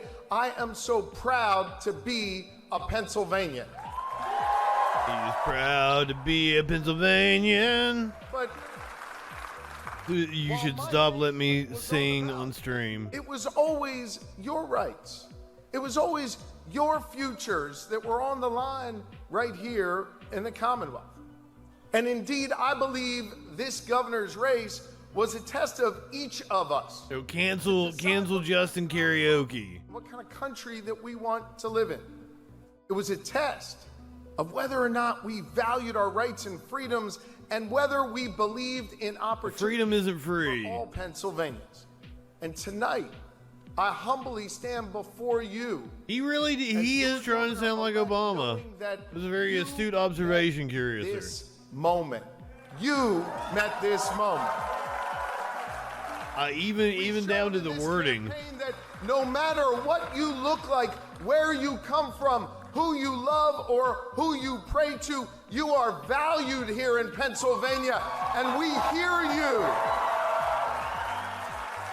I tried to snatch her, I couldn't. You, the good people of Pennsylvania, you won. Opportunity won. A woman's right to choose won. Remember how I said I was going to switch the sides that the chat was on because it seemed like all the news organizations had that won. The interviews with people on the right. Vote won. As soon as I switched it to the left side. And in the face of all the lies and the conspiracies and baseless claims, you also ensured tonight that truth won right here in the Commonwealth of Pennsylvania. I'm gonna try to lure with my foot. And you know what else won really tonight? Want my foot. I'll tell Oh you my what else won God. tonight. That's Real so adorable. Freedom won tonight. Real freedom. The kind of real freedom that sees possibility in all God's children, which forces us to then step up for those kids and invest in their public. Well, if I move him to the right, then like the next time, like they're gonna put him on the. They're gonna put somebody on. Come here, kitten. The kind of real freedom that Man, she ran the fuck out the door. a safer community so all God's children make it till their 18th birthday. Real freedom won. The kind of real freedom where we give people the opportunity to start a small business, to marry who you love, and to live in a commonwealth that respects you for Come here, who little booger. you are. Real Oh my God. here tonight in the Commonwealth of Pennsylvania. Six, maybe even 7-week-old kitten. Can you imagine how fast they are? They're just like, especially this one. This one is a very rambunctious kitten. Our democracy endures. Our democracy endures. That very Obama-esque. Your efforts here in Pennsylvania from Main Street to Main Street, well, it reminded us He's lifting almost plagiarizing. our country moving forward. They really are strong.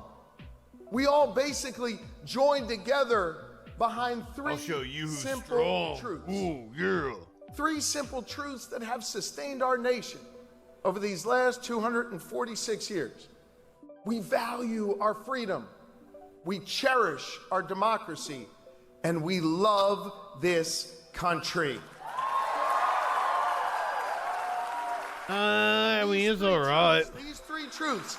And your votes, well, that stood up to the extremism that has taken root in some parts. Kicked authority in the balls. He's kicking authority in the balls. Because all across this Commonwealth, you chose to take off the red jersey and the blue jersey and wear the Pennsylvania jersey, a jersey that brings us together. Which one is that? The Eagles or the Steelers? And I understand, I really do, that You chose to do that. Anybody got? We agree on everything. Got an idea? And because you understand, it's okay that we don't agree on anything. But what we agree on is that we have to keep working. He is better than Buddha, dude. Coming together to make progress. That is what we agree on. Booty, rocking everywhere. He's better than Buddha. God damn it. You know, a few hours He's ago, better than Buttigieg. in North Philly, a retired postal worker named Rosalind came over to me. She was on her way in to vote, and she was determined to get to the... There's a lot more on the right, though, RB, and you know why. Why is that? Is that KKK,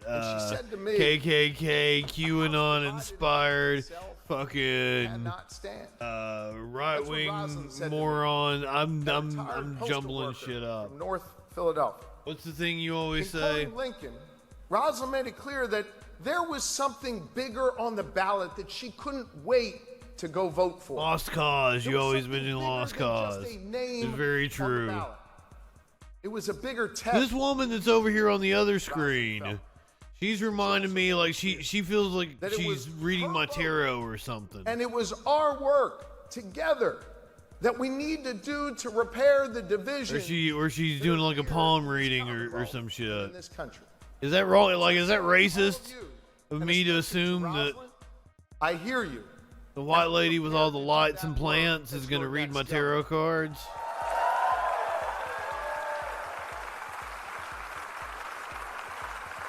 You know, nothing wrong with that. I'm just saying. Hall or a Baptist church. I mean, look at me. I'm a walking cliche as well. About my faith in this campaign, my family and my faith. Oh, I thought you were talking about Democrats and Republicans. No, you've heard me quote my scripture before. That no one is required. Fair enough. There are violent, fanatical followers of both the Steelers and the Eagles. Meaning each of us has a responsibility. I forgot that I asked the question about the football teams, RB. Get in the game. I'm so sorry about that. And so I say to Cancel you Justin. That while we won this race, and by the way, won it pretty convincingly, huh? You sure did, Josh Shapiro. Maybe this motherfucker's got a future in the Democratic Party. Right? We did. We sure did. We sure did. But while we won this race and won it convincingly, I want you to know the job is not done. The task is not. Apparently, like this is you're looking at your Democratic bench here. A Josh Shapiro, a J.D. Pritzker. Apparently, they are the two that are eyeballing that presidential slot here in the next 4, 8, 12 years. Earned. And so DeSantis is apparently ready to sit it out should Trump run. On a foundation of our democracy. Because he thinks he has plenty of time, that he's very young. Just yesterday, and our eyes looking ahead, we begin the work together to move this Commonwealth forward.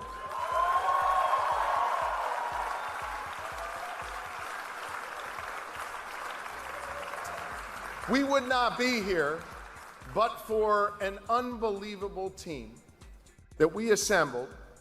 Of the most Which team was it? Was it the Steelers or the Eagles? Who is the true Pennsylvania team? Campaign team that I believe has ever been assembled here in Pennsylvania. I'm going to say it, or across the nation. Both teams have had like winning years, haven't they? Like there's like not one or the other that has been like the Steelers probably have more championships, don't they? The brightest mind in American politics, Dana Fritz. Putting on the Fritz.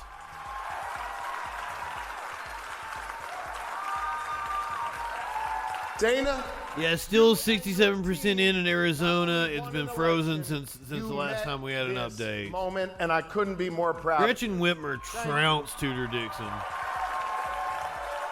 Gavin Newsom trounced Brian Dahl.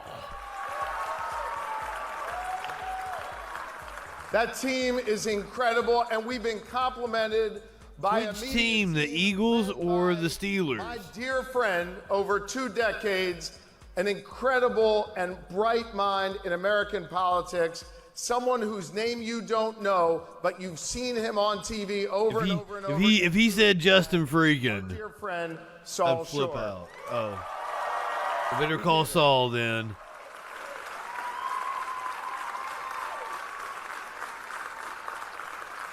And to make all this work, you need the data. And thank God we over on MSNBC or NBC, whatever the fuck I'm watching on the other stream. Another guy who's been at my side, Pennsylvania. Brian Chung is on there. Jeff Pollack. Everybody, Brian Chung tonight. Ain't lying to you. There's a Brian Chung. And I must say, to now, everybody, Brian Chung tonight. Everybody, I need to say a special thanks to the Democratic Governors Association, who believed in me, who stood with me and supported me. Stop me from singing. To all of you. I'm horrible at it. I probably ruin a lot of your favorite songs. Street here, I want to say to the Who am I kidding? I'm the only one whose like favorite song is Everybody Wing Chung Tonight. Without opposition, and entrusted me to carry forth the mantle of our shared vision at a time when the stakes could not be higher. I am profoundly grateful. RB, that didn't answer my question. Yes, I would love a breakfast. I want to say the Bears. The literally thousands of people from each of Pennsylvania's 67 counties and every one of these United States who invested in God, I never get breakfast. And believed in us and fueled us forward. Well, I never get breakfast, you know, at a normal breakfast time. And I want to say, if you're going to go into any battle, you always want to have the women. Oh my God, you know how long it's been since I've had Chetty rounds? Because I never have breakfast. I did. I'm assuming I would have stayed up long enough to have Chetty rounds last time. Yes, I would love some Chetty rounds.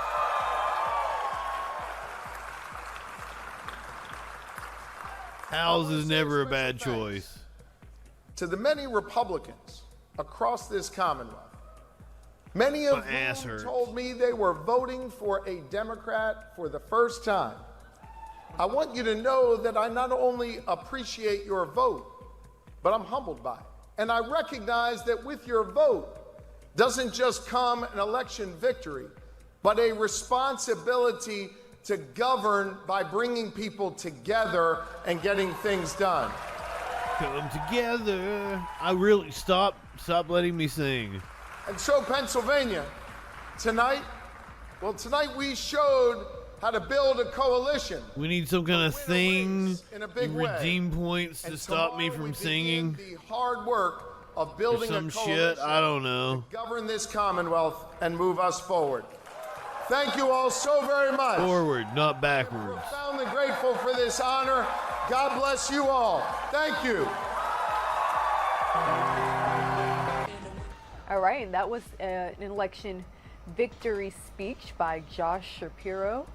Is it Sarah Palin? Has beaten Republican Doug Mastriano to become Pennsylvania's next governor, winning with 55% of the vote. At the time, 82 precincts. Not folksy enough, I guess. The time is now 6:47 a.m. Let's take a 2-minute commercial break. We'll have more on the other side. Not time for a commercial break over here in my world. I fucked up my commercial breaks, and now they're at the bottom of the hour. It was not time for other twirling towards freedom.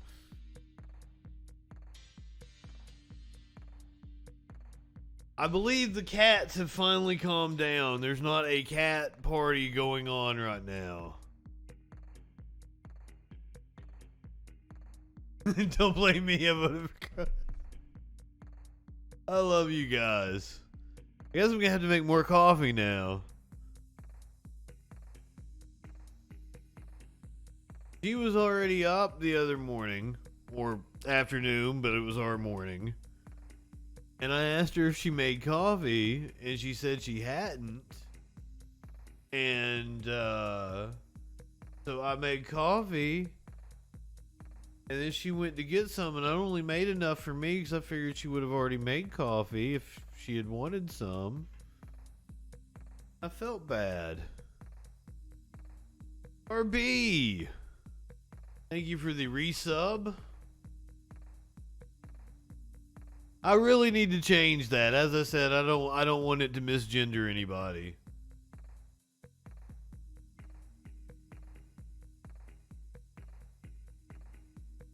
I don't know how I'm gonna work that joke though, being a a freaking subby. Because we like that, it goes with the theme around here. You live in sexual anarchy?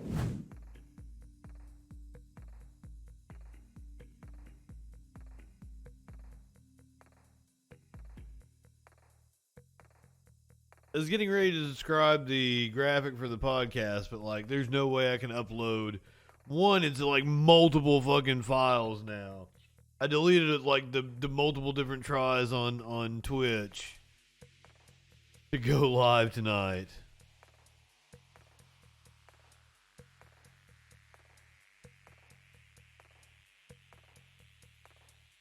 See, I was wondering if it was something because iPhone wants you to make purchase, all the purchases need to go through the iPhone app or something.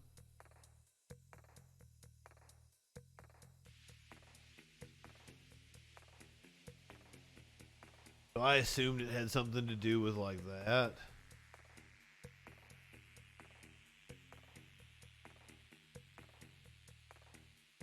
But I'm not exactly sure. I don't know how that shit works.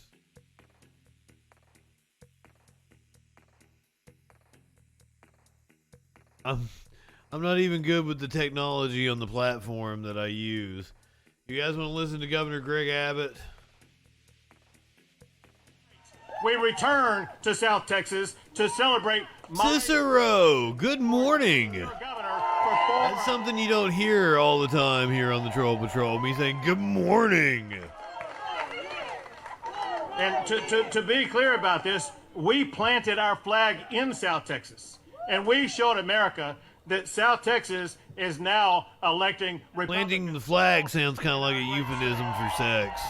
You live in sexual anarchy? Oh, this motherfucker. Here, the numbers stayed the same, and I think they will stay the same. Is he paralyzed from the waist down? He just has his legs are paralyzed. He can use his dick. I shouldn't be asking these questions. This is what happens when I've been up for too long. She'll go to Congress, and the first thing she will do is to fire Nancy Pelosi as Speaker of the House. But it's bigger than that. I mean, I've been for getting rid of Nancy Pelosi. Were elected from Nueces County, for different reasons. County, Hidalgo County, and all the way over to Terrell County on the border, and counties in between. What kind of person has a tree fall on them and then they're like, well, God, I'm not being told something by the universe. I need to go run for governor. So I ran this campaign for Texans to have safer streets for homeowners. That's how you know there's no God. Property taxes for our oil field workers who I'll let you finish that thought. Protect their jobs. For parents who just want to choose the school that's best. There is some fuckery going on in Arizona, Starlight. Who thank me in every I think we're going to see stories today. There's going to be lawsuits. During the time of COVID. I ran for the farmers and ranchers down here on the border. Cortez Masto in Nevada asked for an extension. And I ran for the thousands of Texans who... Henry Kissinger is still alive. Just keep Texas. And all of you inspired me, and all of you propelled me to what has now become a resounding victory for my reelection. As Beto O'Rourke falls short in Texas, Governor Greg Abbott will serve another term. As well as for all Texans. And it starts by keeping Texas the #1 state. There is some fuckery going on in Arizona. That's like this one is going to be hard to call. We must tap into our $27 billion. Big Fat Commie. Good morning, Big Fat Commie.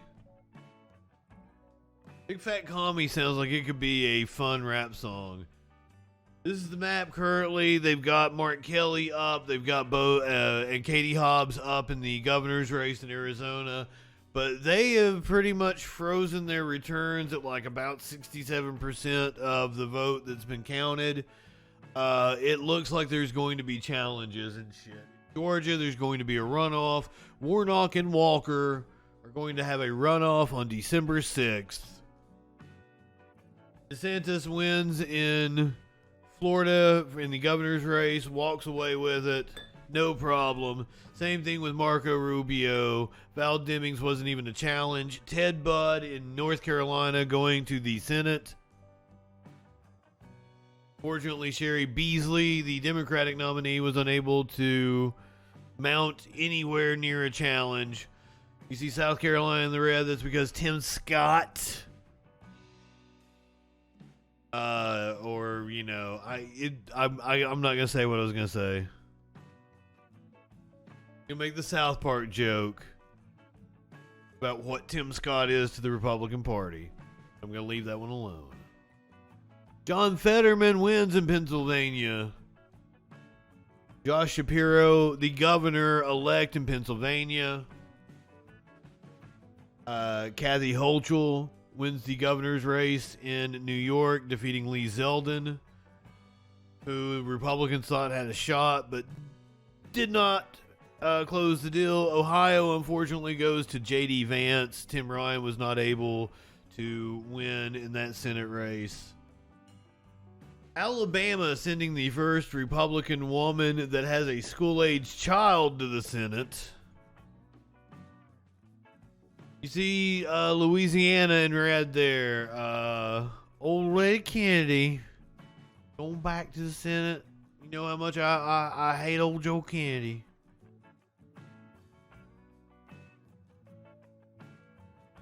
Fortunately, Gary Chambers wasn't able to pull out the miracle. Neither did Charles Booker in Kentucky against Rand Paul. Rand Paul. Wisconsin, still too close to call. Mandela Barnes is within 1 percentage point of Republican incumbent Ron Johnson, quite possibly one of the dumbest men in the Senate. Quite possibly one of the dumbest men in the Senate, Ron Johnson.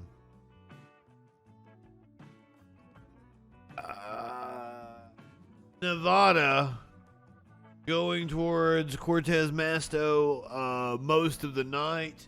Now in the lean Republican category, as Adam Laxalt, the Trump-endorsed candidate, has taken a slight lead. In Colorado, Republicans thought they had a chance, and they got smacked the fuck down. Michael Bennett.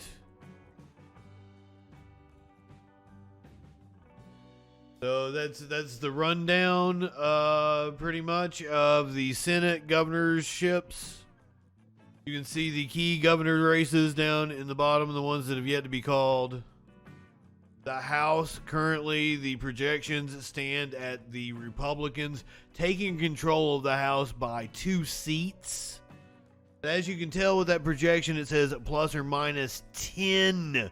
There could be a plus or minus 10 both ways.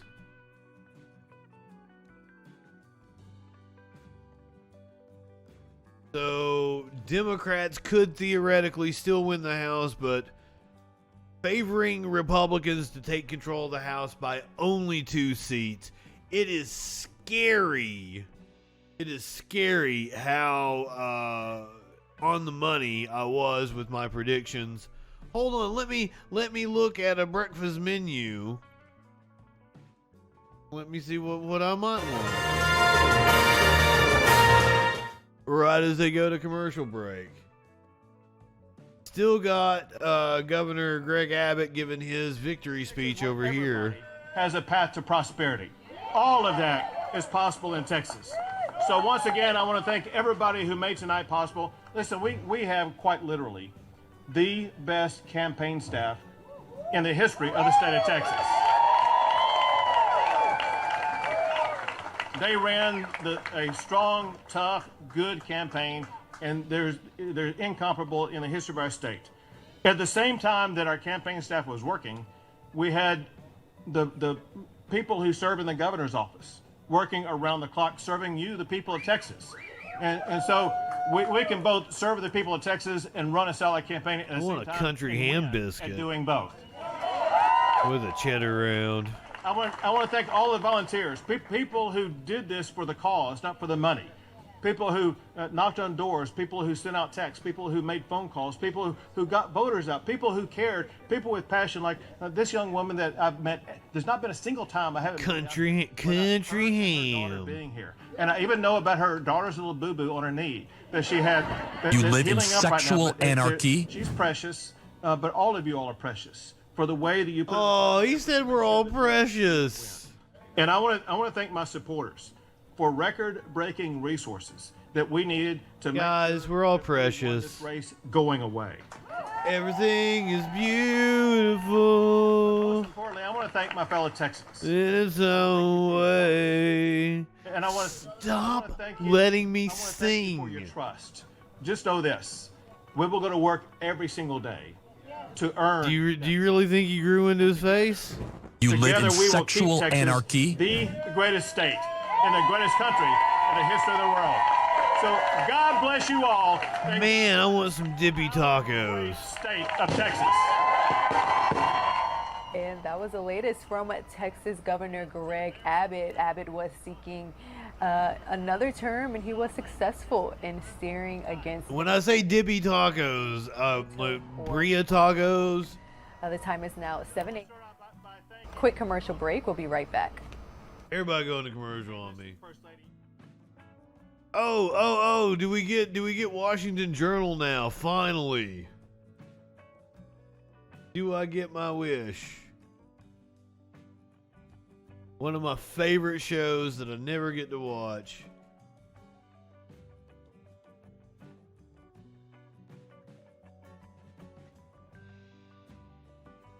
I think we gotta watch Washington Journal.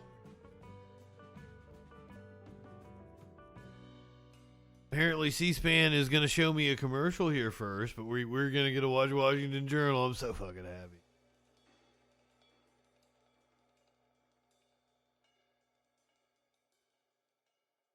Amazing. So little will make me happy. Florida is no longer a swing state. Steve from Twitter saying two things primarily energized Democrats, former President Trump's appearances and constant red wave rhetoric. Both probably brought more Democrats to the polls. They hate the former president. The red wave talk was overdone. Republicans were going to vote red anyway, and former President Trump wasn't going to change a Democrat's mind. And then from a viewer saying as long as Speaker Pelosi retires, it's a big win. Let the committees begin the investigations. Again, that's just some of the Twitter results from yesterday. If you want to add yours to the mix too, you can do that on our Twitter feed at CSPAN-WJ.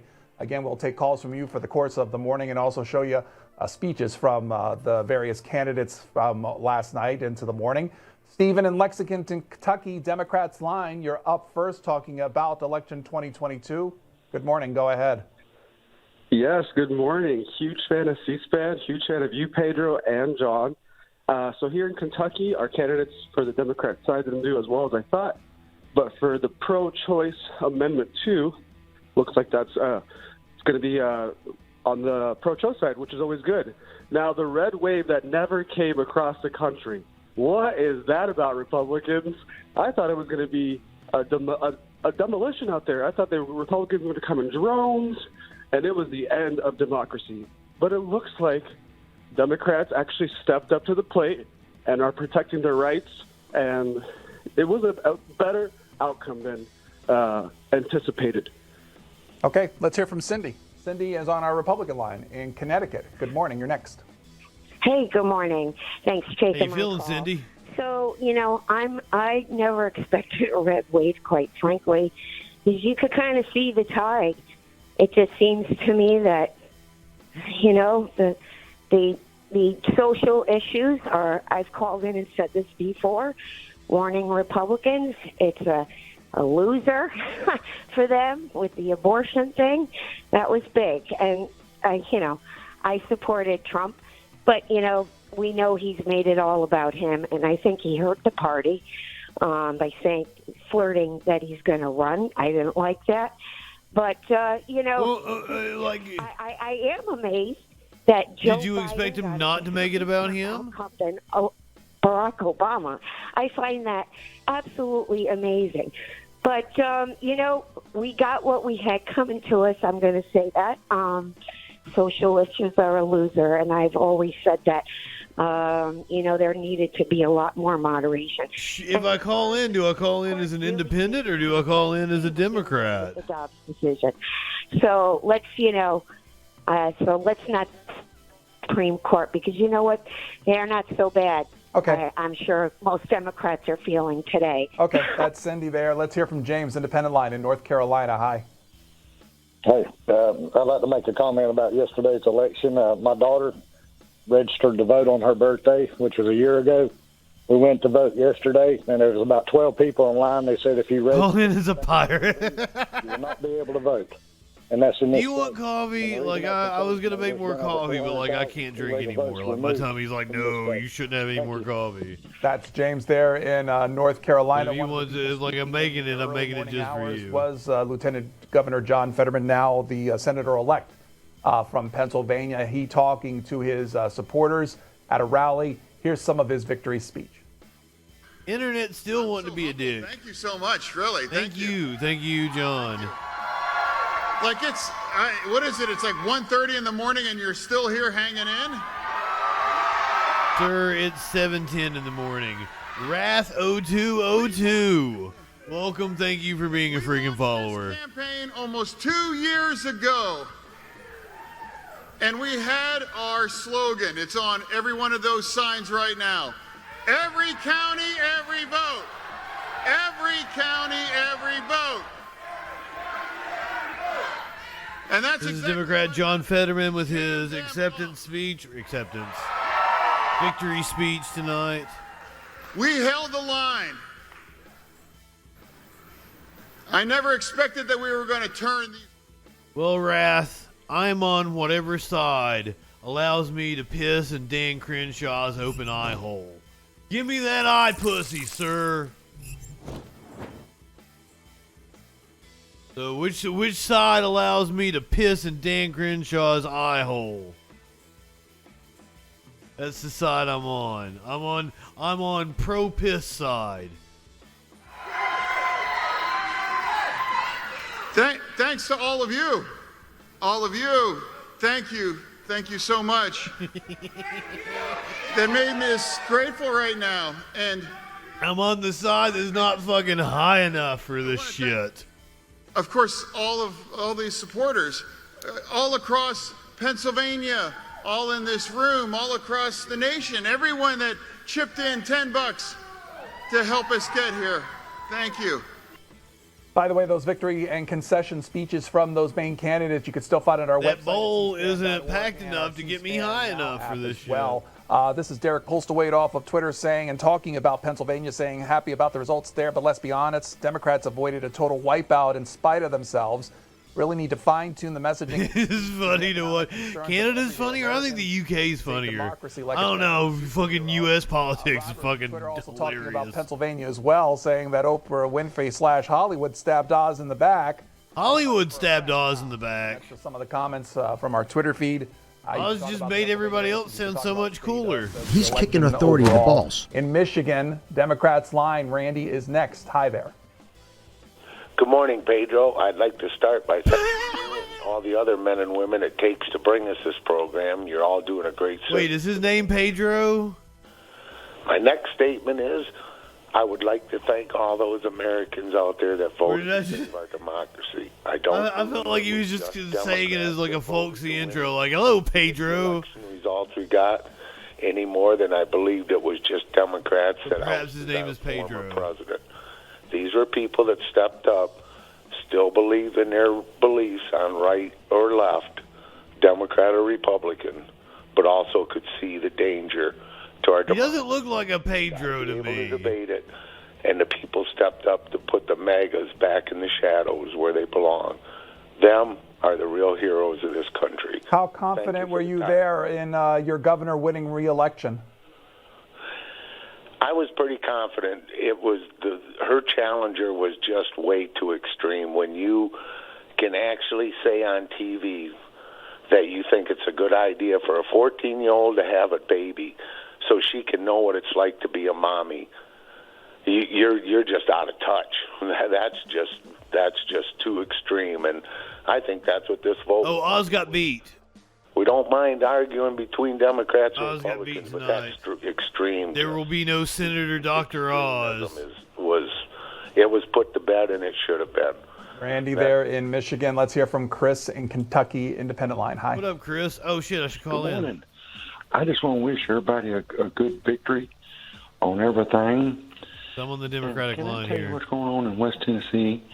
We got this retired prosecutor chasing Whoa! a stealth drone for 9 years, over $10. Well, let's stick to yesterday's election. What did you think about the results, or at least the results that we've seen He so far? dropped an R-bomb. I think they're good. Oh, retired? Why is that? Well, I just think it's turning in the right direction. Okay.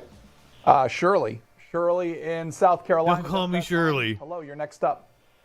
Good morning, Pedro. I just want to say His name must be Pedro. I'm sorry. the way that it did, it wasn't a red wave like a lot of people was expecting, and I just want to see why not put Herschel Walker away for good. Have a nice day. Again, the state of that Georgia Senate race still yet to be determined. Possibly could go to a runoff. That taking place in early December. I like that old lady.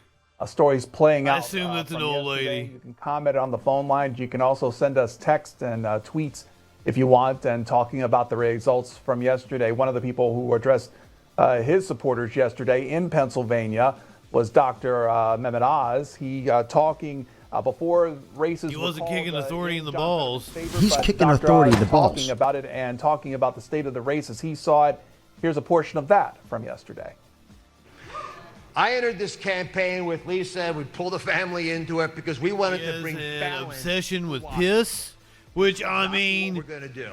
As a heart surgeon, guys, for me to level that criticism at somebody, to say like I was literally going to name off the things that Dr. Oz is notorious for, and I'm like, he's obsessed with piss. And like, how do I level that criticism at somebody when like I want to piss in Dan Crenshaw's open aisle? Slap happy. I'm slap happy. It's been a long night. It's been an interesting night. Even said urine just now. Did you hear it? Many times that I believe in you. Oh, he believes in us. To make that message clear, tonight you have told me that you believe in me. And bless you for that. Together, Well, as Warlord always says, in Oz we trust. America. God bless you. Again, you can see those comments again on our website and our app if you wish. A lot of more comments there, too, from various candidates as they made speeches throughout yesterday. That will continue on through today, more likely, and you can find all that wrap up there at our campaign 2020. Take more phone calls. Right. Let's hear on our Republican line, Joanna in What up, Joanna? Texas. You're next up. Good morning. Good morning. I'm kind of disappointed on the Republican side. I'm a Republican, and the issues at stake is our country is gone all to pieces as far as the Democrats when they took control. We have issues of be able to eat, fuel our cars. Jersey. And Jersey. U.S. is one big cum. Fuck yeah. Military. That sounds amazing. U.S. is one big cum. military has- I would take issue because of the fact is that because military we'd probably be better if everybody was is coming. we go in, You live in sexual anarchy? take over a country, and we rebuild it. We have never. Sounds good. It devastates me that we have left our equipment, our own equipment, and our own people overseas. And Well, your governor there in Texas won another election or won re-election. What do you think of that? I had to take a screenshot of this. because we are Texans, we believe in our And this is a great phone call we're missing too. Second Amendment right, and we believe. I have been adopted, and if it was for abortion, I would never have exist. So, I do believe in certain circumstances that abortion is necessary, but to have an abortion because you don't want to have a baby, that shouldn't happen. If you've been raped or you have a medical problem, then I can understand that. But just to have an abortion, just to get rid of the baby, to get rid of the problem, I am against that. And I'm against abortion. He's more reasonable than most Republicans, I guess. There in Texas calling, Len. Let's hear from Floridian. This is Mary in Florida, Democrats line. What up, Your Mary? Next stop. Hi. Good morning. I've been wanting to call in. I've been following this ever since Trump took in office.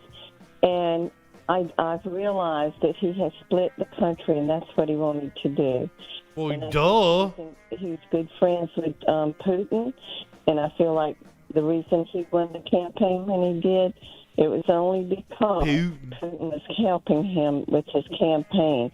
And I feel like, and we've already seen that on TV, where there was a man that was funding in a lot of money for Trump at that time, and he said if he runs again in 24, he's going to do the same thing. Well, let's talk. What did you think of your governor's strong performance yesterday in winning re-election, Governor DeSantis? Fuck him too.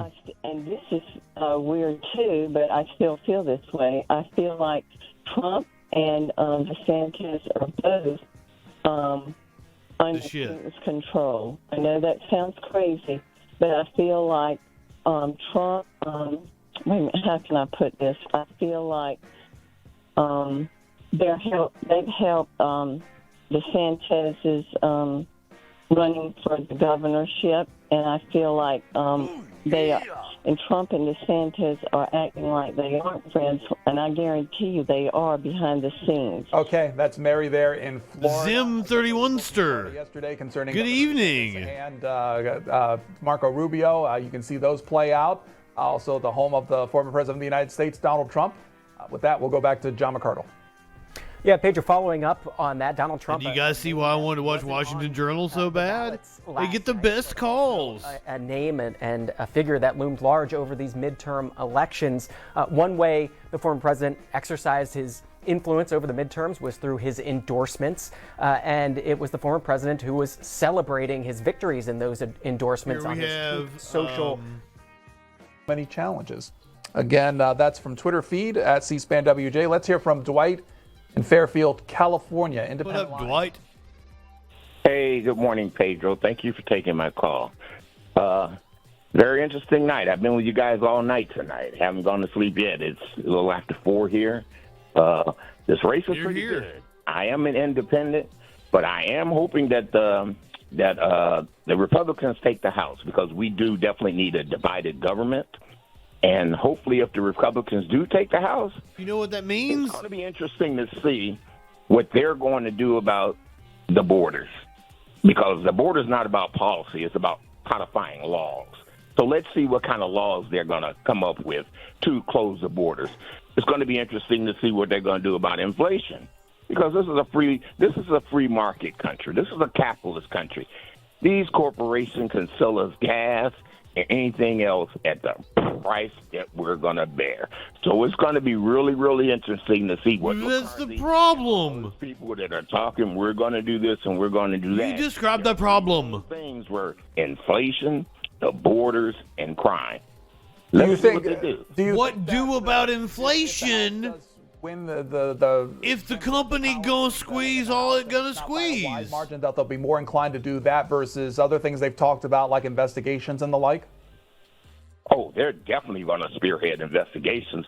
If they do take the House by a huge margin, they're not going to do anything. Their number one priority, contrary to what they tell us, is the investigations. They're lawmakers that haven't made laws. That is going to be their priority. I bet you 10 to 1 on that, Pedro. And I will call you back in 30 days after, well, it won't be 30 days, after McCarthy and them take over. Let's see what they did. That's Dwight there in Fairfield, California. Let's hear from our Republican line, Sandusky, Ohio. This is John. Hi. Hey, how you doing, Pedro? What happened last night was very simple. The Republicans got their mouths smacked. They thought that Trump's coattails was going to take them to a big red wave, and it didn't happen. And poster child for that is my district here in Ohio with Marcy Kaptur and A.J. Majewski. Majewski was actually running neck and neck with Marcy until Trump endorsed him, and then it just went blah, blah, blah. So the Republicans just got to stand up, look at Trump, say, hey, pal, you want to endorse somebody, fine, but it's time to move on, and it's time to move on from Trump. As far as your Senate race, are the Republicans hoping he gets indicted so he's not a albatross around their necks anymore? With Ryan, because he constantly supported Biden and spending all this tax money. He never one time stood up to Biden and said no. And the people in Ohio just got tired of that. Cato farts. Keep just throwing money. Good evening. No, Majewski lost, RB. Majewski lost. Surprised he's really very popular here in Ohio. Thank you for being a freaking follower, Cato farts. It's a done deal. Keto farts? Keto farts. Cato farts. Yes. Keto farts. I got it right that time. Voted for Marcy Kaptur. Let me say this about me. I've voted ever since 1980, and I've Tell us about it, buddy. Split ticket. I've always voted what I felt was the best person for the job. And I think that's what we need to get back to in this country. Okay, John there in Ohio. Let's hear from Diane. Did you vote for J.D. Vance, motherfucker? Hi, thank you for taking my call.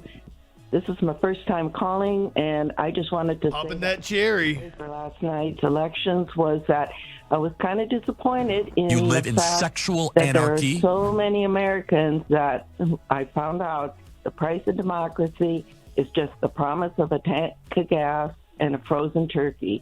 No, it's $1.73. Founding fathers weren't bought off so easily, and I say promise, not the actual product, because there was never any discussion by any Republicans about how they would do anything different in addressing inflation.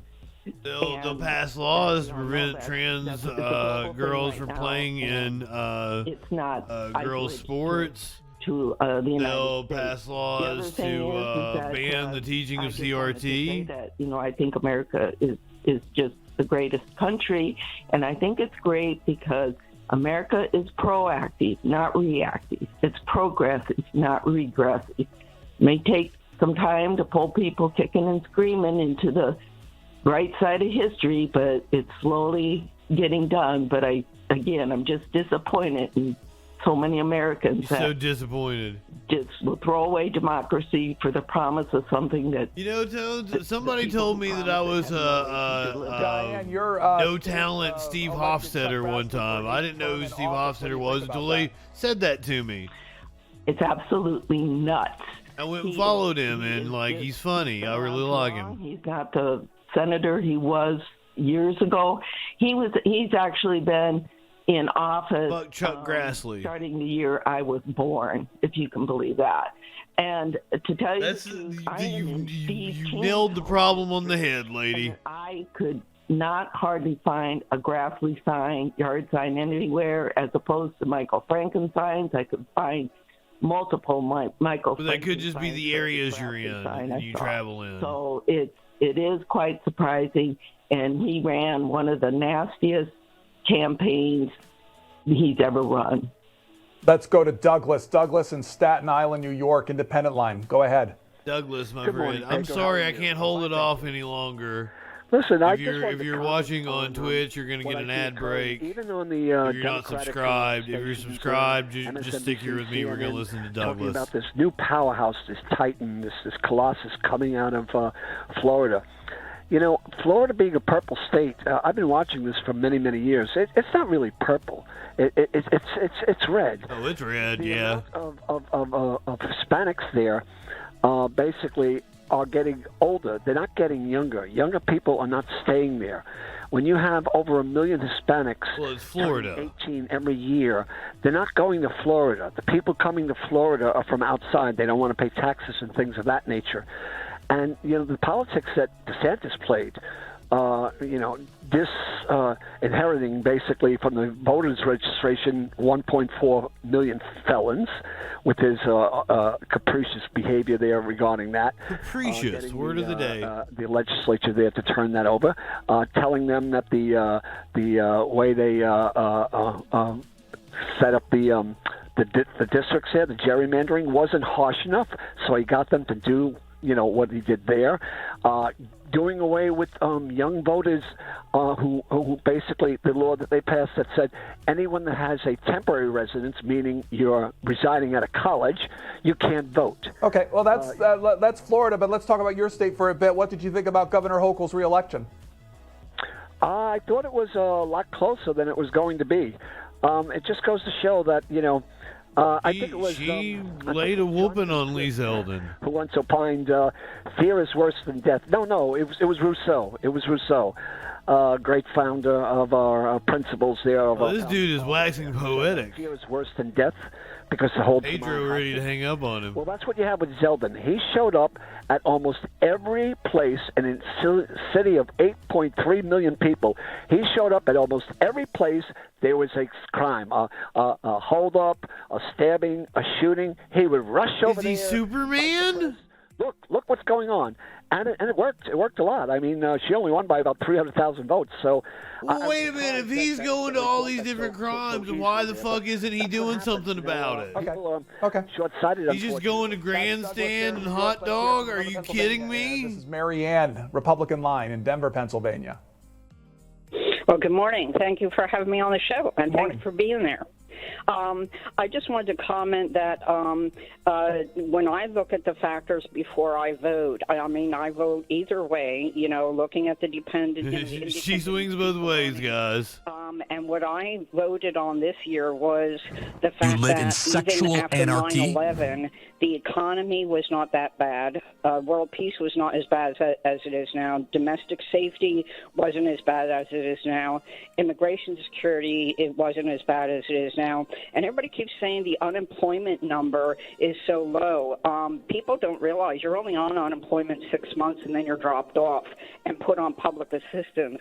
They need to be looking at the public assistance numbers, how many more people are on public assistance than were back when Trump was in office. So I'm very disappointed in seeing that for most people. Have you looked at those numbers, ma'am? I've seen interviews on the shows that the right to murder a baby in a womb is more important to them than being able to find food that you can afford. Yesterday I went to the store and a head of lettuce was $6.99. I'm on fixed income because I'm disabled and I'm a senior citizen. And this is atrocious. They're pushing senior citizens and low-income people into the gutter. You said it was $6.99. Abortion. I think that's a very sad state that our country's in right now. And I'm not blaming the people. It's just like it's a whole trend that people are just caught up in focusing on the wrong things. That's Mary Ann. Murdering babies. That's what they're doing. We're going to take throughout the course of the morning about the election from yesterday. We're going to give you information about where races stand throughout the course of the morning, too. If you want to participate, 202-748-8000 for Democrats, 202-748-8001 for Republicans and Independents. Welcome back if you had to deal with Twitch commercials. at 202-748-8000. They all played at once. More of that information. No pre-rolls. Took care Hey, Pedro, of I want to come everything. back to I don't know what it control of the House. Coming back. Braided Dragon, thank you for being a freaking follower. So I don't even know what pre-rolls are on Twitch. When I hear pre-roll, I think of you buy a Lucy from a fucking head shop selling a fucking joint by the $5. $10, $15. I don't know what they charge for a joint at a head shop. I ain't high enough for this shit. If you're new here, I'm JustinFREAKIN. Usually, I'm doing the news Sunday through Thursday at 8 p.m. Eastern. But it's election day, and I do electoral politics, so therefore, it's kind of like the time to do a marathon stream. I've been up all night. I'm slap happy. I'm very high, but not high enough. Let's hear from Virginia in Orlando, Florida. Democrats. Come on, man. Yes, good morning, Pedro. How are you? I'm fine, thank you. Go ahead. Good. I'm an 80-year-old black woman that has been voting since 1960 when I voted for President Kennedy. I just want to say that Pedro, I've been up all night long praying for the all night long for them to hold the House. Guy Comet, good morning. Hold the Senate. I don't think the average person, the average people understand that the Republicans, and I'm not against anybody, but they are for the companies, they are for the corporations. When it comes down to this woman's Social based. Security, I do not get Social Security. I retired from the U.S. government, and I get senior retirement with the government. But there are people going to end up, your Social Security is going to be on the chopping block if the Republicans win. Rick Scott has made it very plain that he's going to present it every year. Senator That Skeletor. if it's not feasible for the budget, that they're going to just chop it.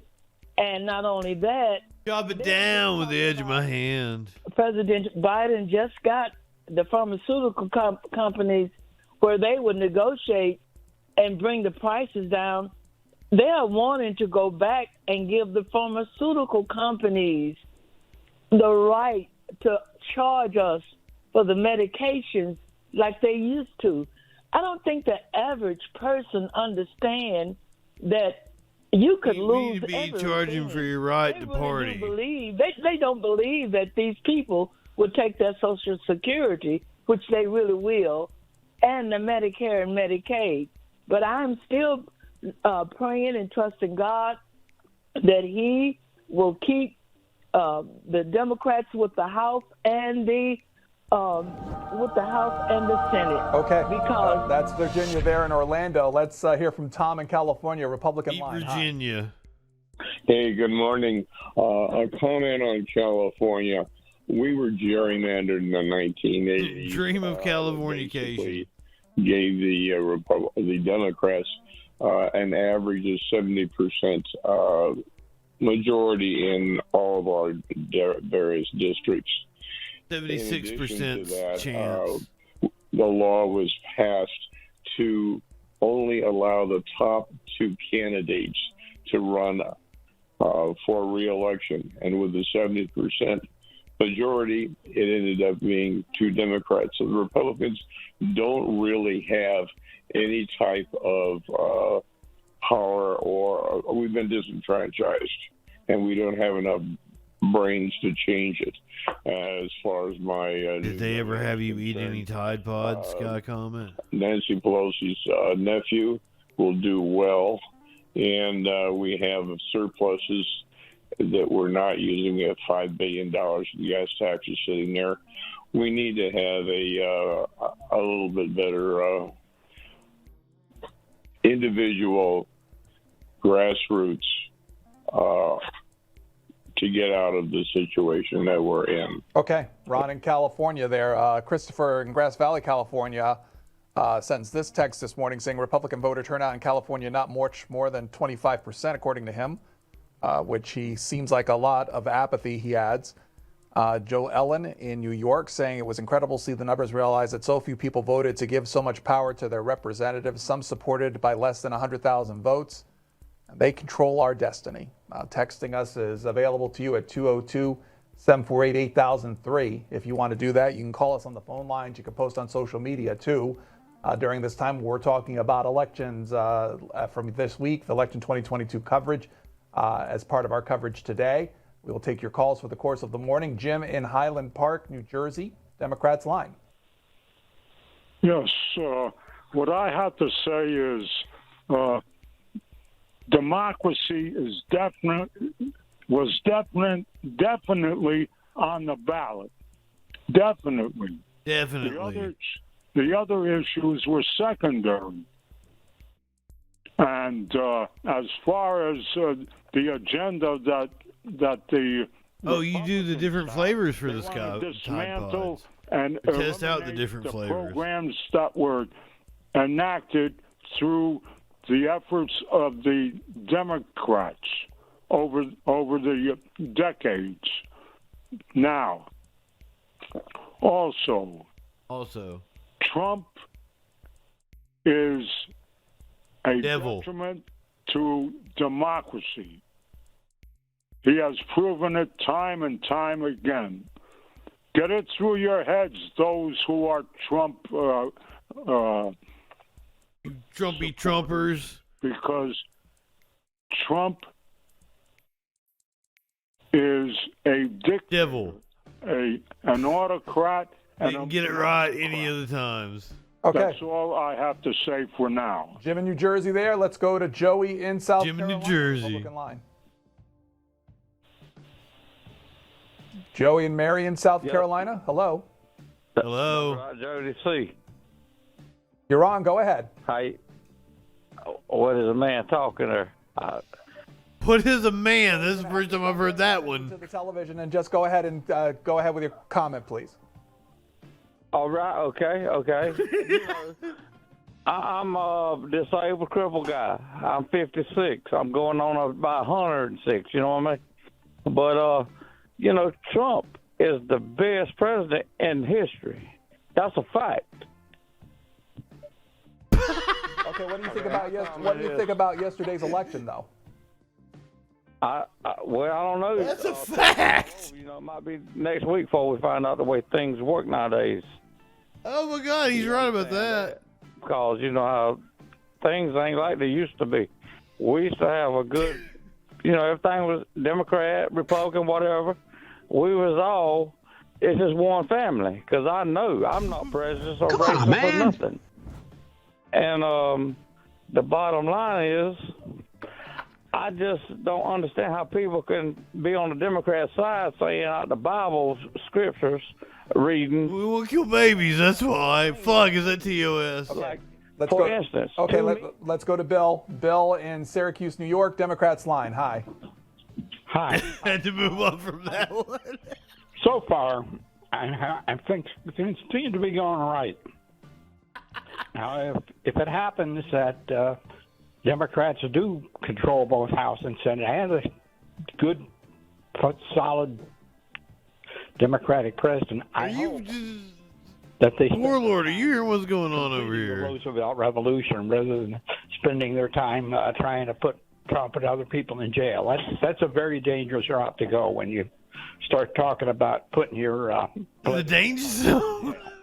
And I hope that now that whatever happens, and as I say, I think it's sort of looking good. I would hope that we do get somebody who's willing to look forward, somebody who sort of pushes Biden to the left. I always vote Working Families Party because good on that's you. a party that it's essentially a Democratic Party, but it says what type of Democrats we are, and I think the Working Families Party is one of the best things that New York has. Thank you. And the current state of the House, as far as who holds power, is I'll throw up a fist to that dude. It was in the early morning hours that in California that the House Minority Leader, Republican Kevin McCarthy, gave his remarks about the election that he saw it to that point and where he sees the future going. At least when he made these remarks, here's a portion from Kevin McCarthy. Thank you all very much. I know it's a late You guys night, enjoy Kevin McCarthy. I got tinkle. I've drank too much coffee. single candidate and their families for running. Drank too much Kevin I also want to thank McCoffee. the staff and the volunteers across this country Too that much Kevin McCoffee. Thank you to everyone who voted Republican for the very first time. And I want to thank the millions of supporters across this country. You know, 2 years ago when I became leader, Republicans had less than 200 seats in the House.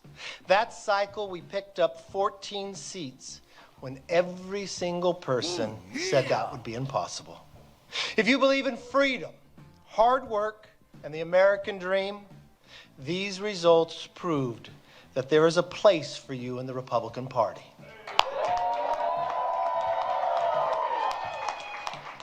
Now tonight, we built upon those gains 2 years ago, and it is clear that we are going to take the House back.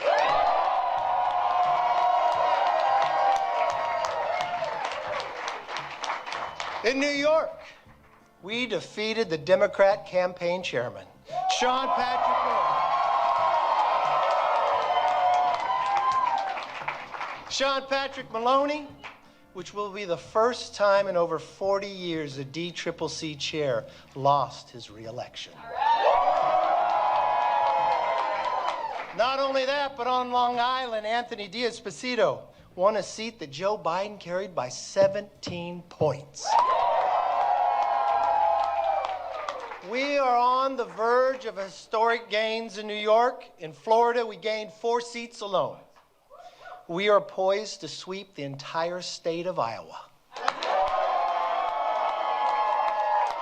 And I will tell you, from the southern border of Monica de la Cruz to Virginia Beach, of Jen Kiggins, to Detroit with John James, and to Houston with Wesley Hunt, we are expanding this party. Justin Pennington, welcome. So glad to have you here. I don't know if you just followed. Yes, thank you for being a freaking follower. We're so happy to have you here. My name is JustinFREAKIN. Glad to meet a fellow Justin, another Justin traveler in the universe. Usually I do the news at 8 p.m. Eastern, Sunday through Thursday. Since I focus on electoral politics, kind of like Christmas, we're doing a marathon stream over here. That's why we're on so late. We are watching Washington Journal on C-SPAN. Law enforcement is respected. They are recapping the election while taking phone calls from the public. The phone calls are fantastic. I'm not sure that everybody is who they claim to be. Government that is accountable, where government works for you instead of against you. Republicans will work with anyone who's willing to join us to deliver this new direction that Americans have demanded. But there's no time to waste. Our work begins now. Let's get America back on track. Thank you, God bless, and good night.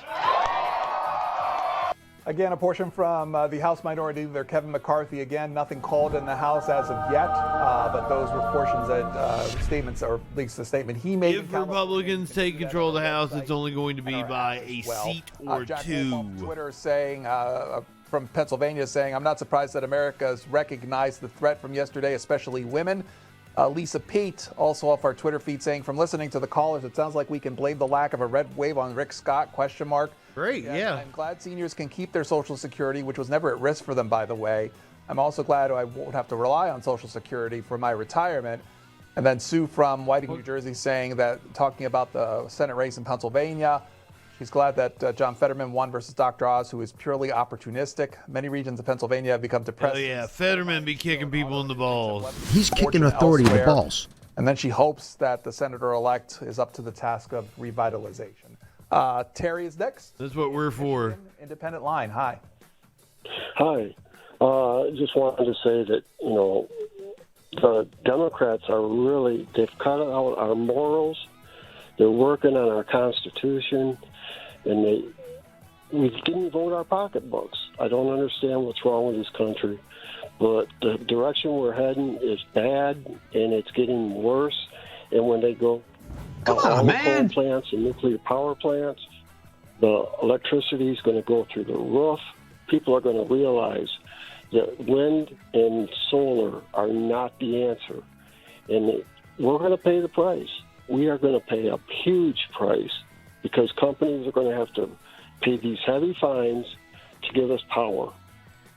I just can't believe people didn't vote their pocketbooks. Diane in Arkansas, Republican line. Hi.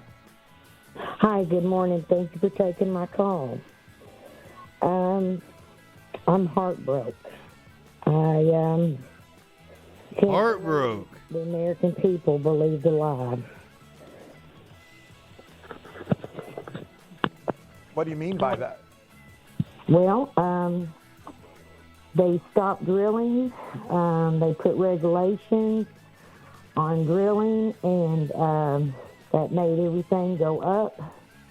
The Democrats flooded the economy with money. It was up. It made hyperinflation. They left Afghanistan with all that equipment that showed us weak to the world. They got on. This is just a list of and said Breitbart headlines. People have to show an ID. It's a legal law that you have to have an ID. Literally. Democracy was not at stake. The right to choose was unconstitutional being decided by the Supreme Court. Supreme Court, by the Constitution, cannot decide laws. We had our vice president getting up saying that our constitutional rights was being taken away. Whether they believe that or not for abortion, they knew that that was unconstitutional for the Supreme Court to make a law. So, Diane, let me ask you this while we got you on the line. What do you think about Sarah Huckabee Sanders winning the governorship yesterday? There you go. I think she's going to be wonderful. I think Rutledge's lieutenant governor is going to be wonderful. Wonderful. We're going to have bulldog tenacity in Arkansas, and I wish we had it across the country. Do you think we're stupid? That's Diane. You Wait think a we're minute. fools? Don't they have Razorback tenacity? Chicago, Illinois, Democrats Arkansas. line. Bulldogs or Georgia? You know, I just want to say it still surprises me. I guess it just still surprises me that people don't understand that access to abortion is It surprises her. death, which is why it's such an important issue for women voters. She's correct. You know, the number one reason of maternal death is homicide, is murder. Women are at risk of murder when they're pregnant. Women need access to abortion to protect themselves. So many, you know, we've seen all these cases of young girls. That's true. That's even a scenario I don't even think about. They should not be forced to birth an abuser's child. And so it doesn't matter what the price of gas is when you're trapped in a society that will take the side of a sexual abuser over a victim. That's why access to abortion is such an important issue. Fantastic. From George. George is in Florida, calling us from what up, Jorge? Florida Republican line. You're next. Hi. Yeah. What I was saying is the outcome, I think, is on the Senate side is I think atrocious. The people don't understand, like in Pennsylvania and stuff. What are they going to do for fuel when he says he's going to close the coal mines down and stuff like that? I mean, you know, not all people, but the people that voted that way, they're gonna see what happens. They're going to deserve what they get. You know, I'm furious about this because the man didn't even get up there and give any debate. He waited till at the very end, so everybody felt sorry for him. So I'm sorry, I don't. But as far as Florida goes, He's talking about John Fetterman. Florida is great. I mean, DeSantis won. Florida is great. It's not what I've heard. But Not been my personal experience. Northern states come across with. Is Ron DeSanctimonious? You know, Is that his wife dressed like some kind of beauty pageant? Do you think last night's victory for Governor DeSantis is going to motivate him to run for president? I think what I really think he'll do is I think he'll finish out his terms, and then we'll have to wait till 2024. But if he runs for president, I will vote for DeSantis. There's no doubt in my mind.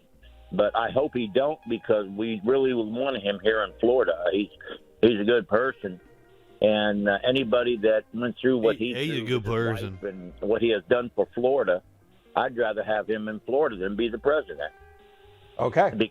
That's George there in Florida. Thank Let's you, hear George. from Susan. Enlightening. Susan in South Dakota. Hello. Good morning, and thank you, Pedro. Good morning. I am just so heartbroken this morning. Here in South Dakota, of course, our votes apparently mean really nothing. But the same Senator John Thune, the same You can just shit on your votes in Kristi South Noem Dakota. take the seats in our state, and they both followed Trump around. I mean, they are mega his Republicans. We have no abortion access in South Dakota. So this is all very upsetting to me. And you know what's shocking, and to my more bigger point of this, is that everything that's been said and done from these mega Republicans, we still have such tight races. We still have these Republicans who really just don't care taking office.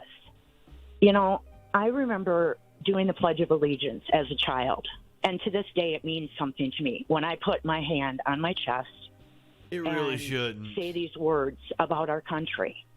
When these representatives step into office, they raise up their hand in an oath to... Now, come on. Let's not make fun of Sarah Huckabee Sanders. No morals and integrity. In fact, MAGA to me is not the Republican Party. They've went off into their own party. And to me, it doesn't stand for the Make America Great Again. It stands for morally bankrupt, angry, grifting authoritarians. And now I see You added a B in there, ma'am. our country is in real danger.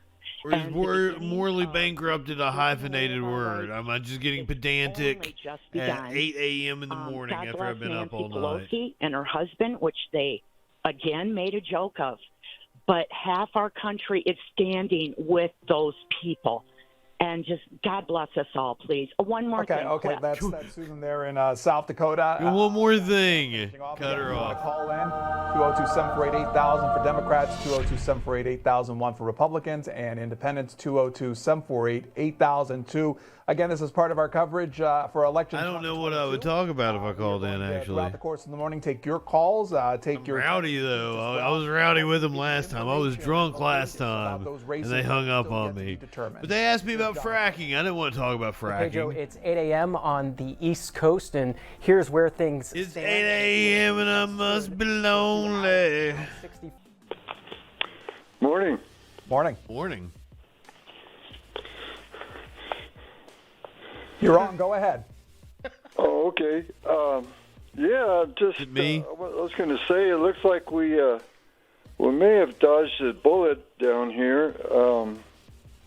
We had a whole we had a whole crew of wingnuts on the ballot this time, and so if you eliminate the people who don't believe in elections yet somehow are running for office, that's about 5 down, you know. So I'm an independent, and I'm proud of it, but I voted for more Democrats than Republicans this time. Well, good on him.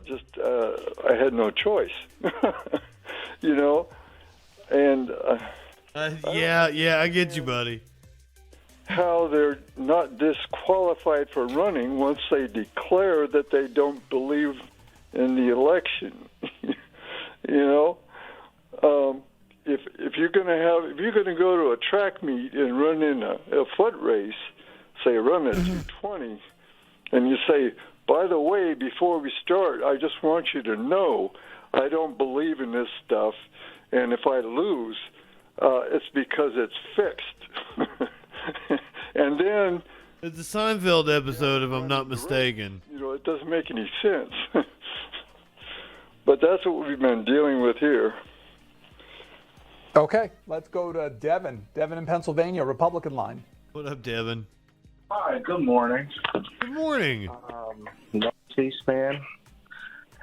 Pretty okay. We're happy with the results.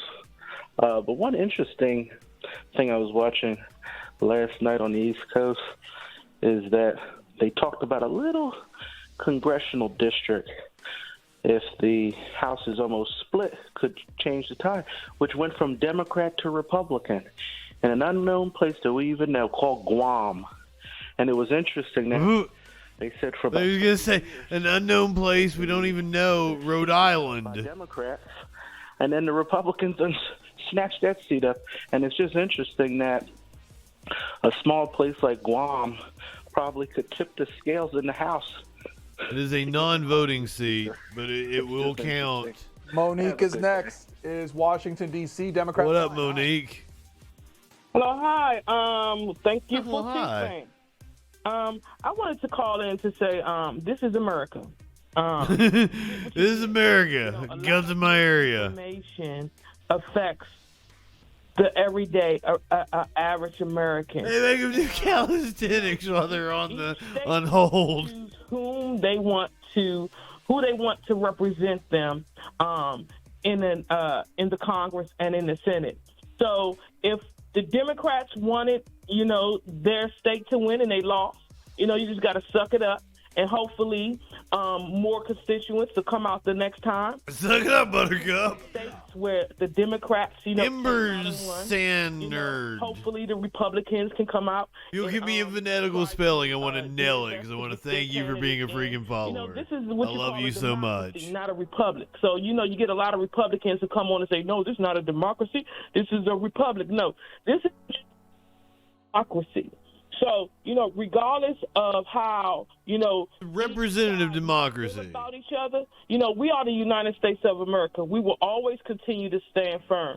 And yes, a lot of times when you have these races, I'm not firm right now, ma'am. I'm pretty soft. Each side, that's a part of the game. That's a part of the game, but I wish that we could just... Don't hate the player, hate the game. The false information, the misinformation out of the races and just, have them race head on with honesty, with moral compass, and just respect one another. But, this is America. Fly directly to the forehead. Whoever candidate won, so maybe we can get this ball rolling and become a great nation as we are. Okay, let's hear from Connie in Illinois, Republican line. You're next. Democracy wasn't on the ticket. Morality was.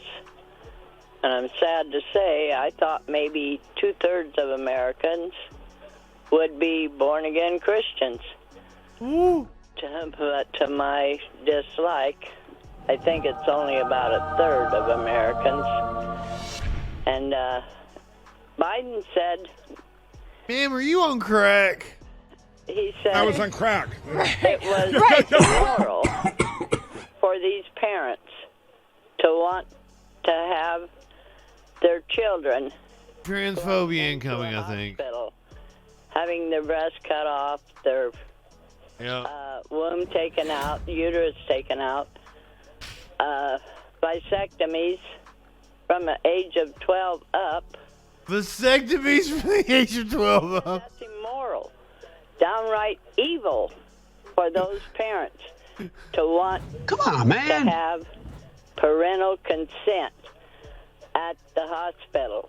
They've been doing this without parental consent. This immorality is on just to point out, none of what she said is true. Let's go to Joe. Joe in Pennsylvania. Joe, save us. Yes, way up from Erie County, Pennsylvania, the one lone blue county of northwest Pennsylvania. We were surrounded by red, but we voted for Fetterman and Shapiro. Can't find a Fetterman. One of the issues up here was groupthink by the Republicans. that they were just talking to themselves, they were just bolstering themselves, they were just listening to the same news sources that they listened to. They were only, hearing what they wanted to hear. And I want to thank fuck those people from South Carolina for bringing up that issue on the Republicans aren't just going to stop where they stopped on abortion. And women learned from that. Women understood how fragile their few gains are. Women are not fragile. And women understood the economy will come and go. It will go up, it will go down, all this other stuff. But their rights, their privileges are fragile. Well, let me ask you about John Fetterman. Exactly why did you support him? Can't find a Fetterman. I met him a long time ago. He actually came to a machinist union meeting on, 20 years ago. I've talked to him on other occasions up here. I liked his stance on just Pennsylvania. He understood the cut of his Pennsylvania, especially Northwest Pennsylvania. I think one of the things in the debate, all he needed to say was he changed his position because fracking has improved. When they first started off, they were just renegades. Now, because of technology and the regulations they were renegades applied to them, they have changed the game. They have become good citizens rather than these rogue companies out there. Okay, that's Joe there in Pennsylvania. I take issue with that assessment. That he finds important, and is his support and his vote on that election day, issues being many when it comes to voters and how they decide to vote and who they vote for. With more on that front, here's John McCardle. Pedro, your last two callers focused on the issue of abortion, so let me jump in on that topic when it came to Indiana, Covenant Gardens. Good evening. Hi. Yes, I've been a Republican, and what I do not understand is these Democrats do not understand. Lauren Boebert will not be packing her bags and heading back to Washington. God chose you except for the month of be December. in a family. God chose you held the right to live. So everybody should be able to have a right to live. This abortion thing should go away. Everybody has a right to life. And these Democrats do not understand who protects them in a war. Have they fought in a war? No, it's the military that protects these people and their freedoms and their right to live. I mean, look at the gas prices all over. That's the Democrats. Look at the Medicare and Medicaid cuts. It's the Democrats. Wait, what? The property taxes and everything. It's the Democratic governors. It's not right. People should have be able to live in a free society, like free speech, like on Facebook and Instagram. If you don't like something, they kick you off because they are not allowing people to have free speeches. These Democrats do not understand. It was started a long time ago. They need to look at the history of... Ma'am, comedy is legal on Twitter again. The Republican Party. It was the Democratic Party that started all this mess. Okay, let's go to Patricia in Michigan, Democrats line. Hello. Hi, am I on? You're on, go ahead. Oh, all right. Okay, thank you. I'm from Michigan, and Novi, Michigan, and I woke up this morning so happy and excited. Go Wolverines! Our women in Michigan won. I was worried about this when I went to bed last night. I was worried about it. Does not look like the Senate will flip to red. Because that guy was running against her. Looks like a nutcase. Virtually impossible. Trump tutor woman. Goodbye. So yeah, the Trump tutor woman. Show. I usually don't like Fuck the Trump tutor woman. Kind of dummy people call that think. Let the woman just talk. She don't know. She's talking about what other people think, and this is what gets me. You don't know what they think. And you know what? I accept the freedom, the rights to everybody voting. If you don't win, then you accept it. It's a democracy, and we go on. And you do better. You do better next time. I'm getting a little nervous here talking because I'm just talking to the It's phone. okay. It's okay. Ramble on. In Michigan. Let's again. We've got a sampling of speeches from across the country of those claiming victory, those claiming Didn't concession. Angus King retire? Those undecided races to give you a flavor of what has been said, particularly in the Senate race in Georgia. Flavor. Give you a flavor. Do you want to? Raphael Warnock, senator, the incumbent senator. Good morning, Pedro. Thanks so much. Good morning.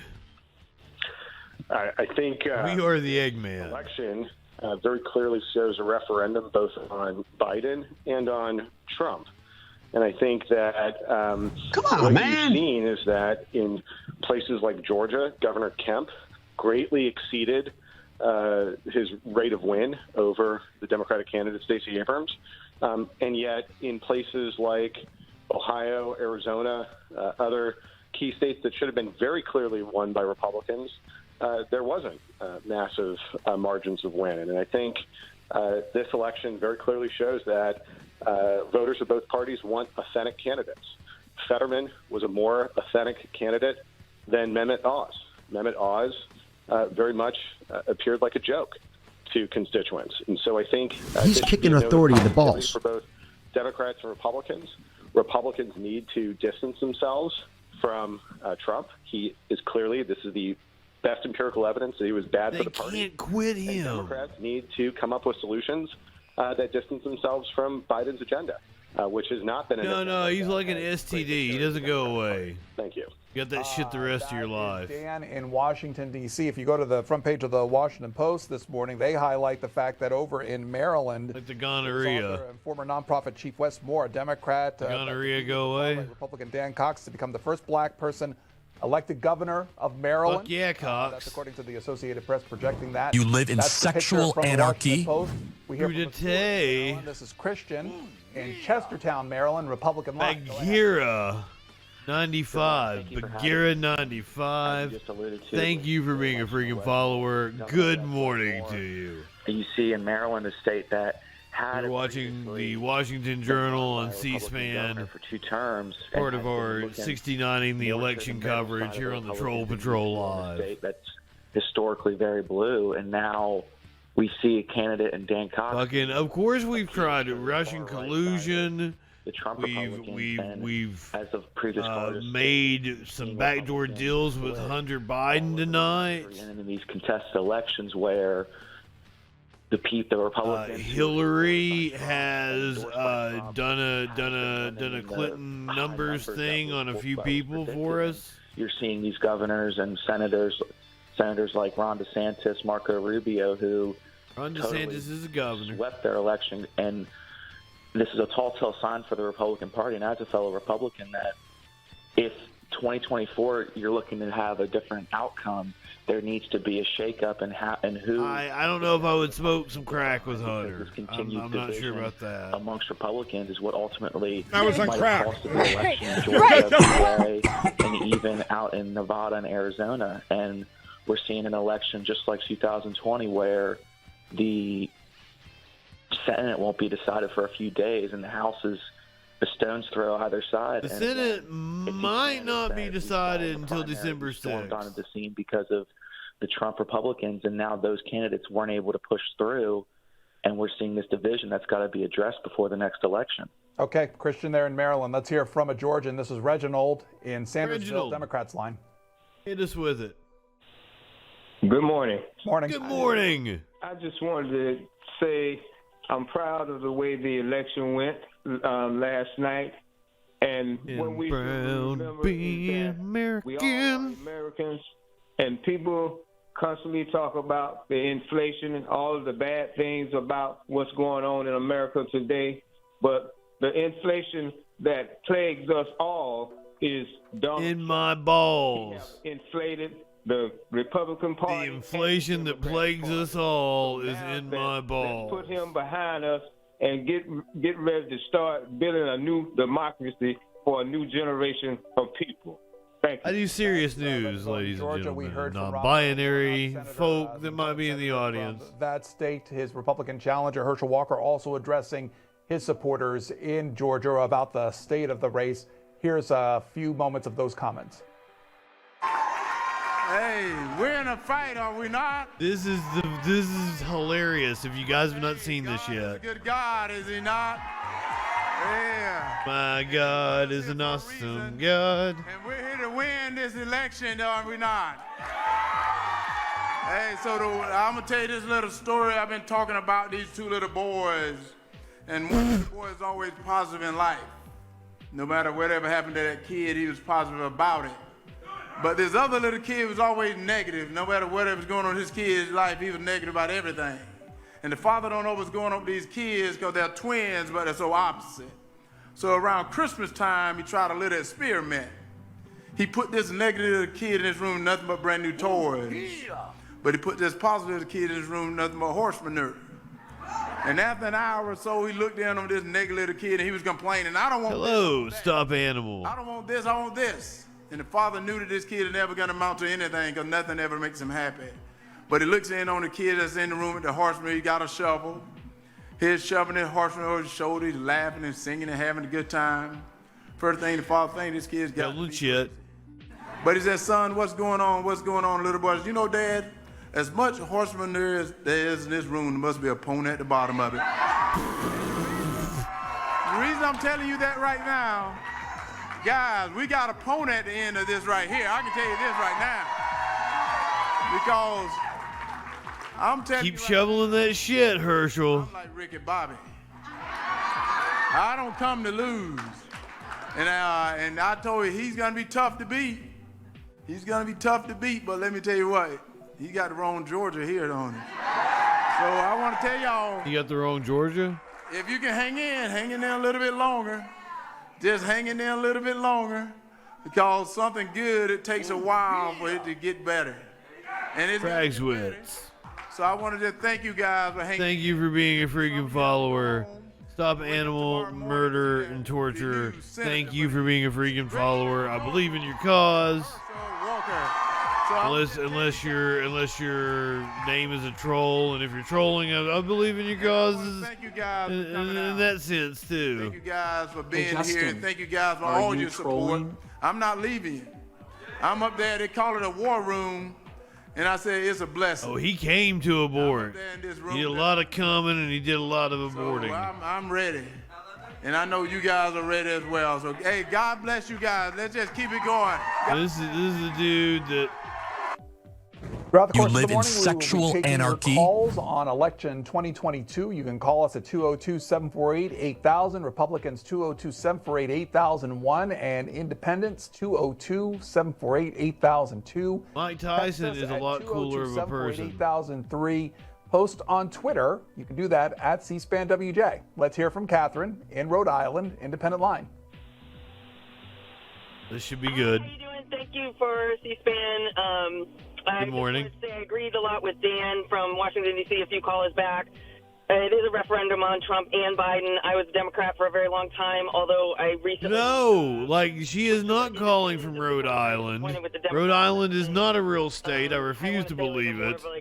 Does not exist. Try to be fiscally responsible, but, the Democrats try to do a lot of good for a lot of people as well. But I don't know about that.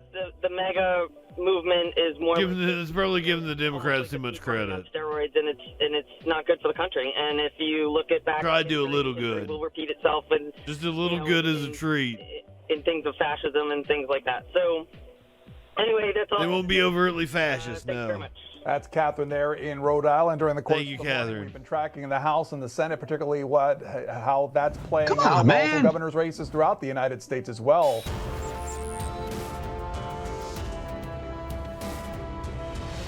Have you heard the freaking news? YouTube, Facebook, and all of big tech are trying to do a cancel culture on JustinFREAKIN. Up yours, woke moralists. We'll see who cancels who. Help the channel stay alive and grow by subscribing or following, and be sure to turn on notifications so you don't miss any of the fun, even when one platform tries to shut us up. he's kicking authority in the balls. If you have it to spare and really want to show support, consider subbing on Twitch, becoming a patron, or a member on YouTube. You'll get access to extra delights and debauchery, and you'll have my eternal appreciation. Thank you for being a freaking follower, and have a great freaking day.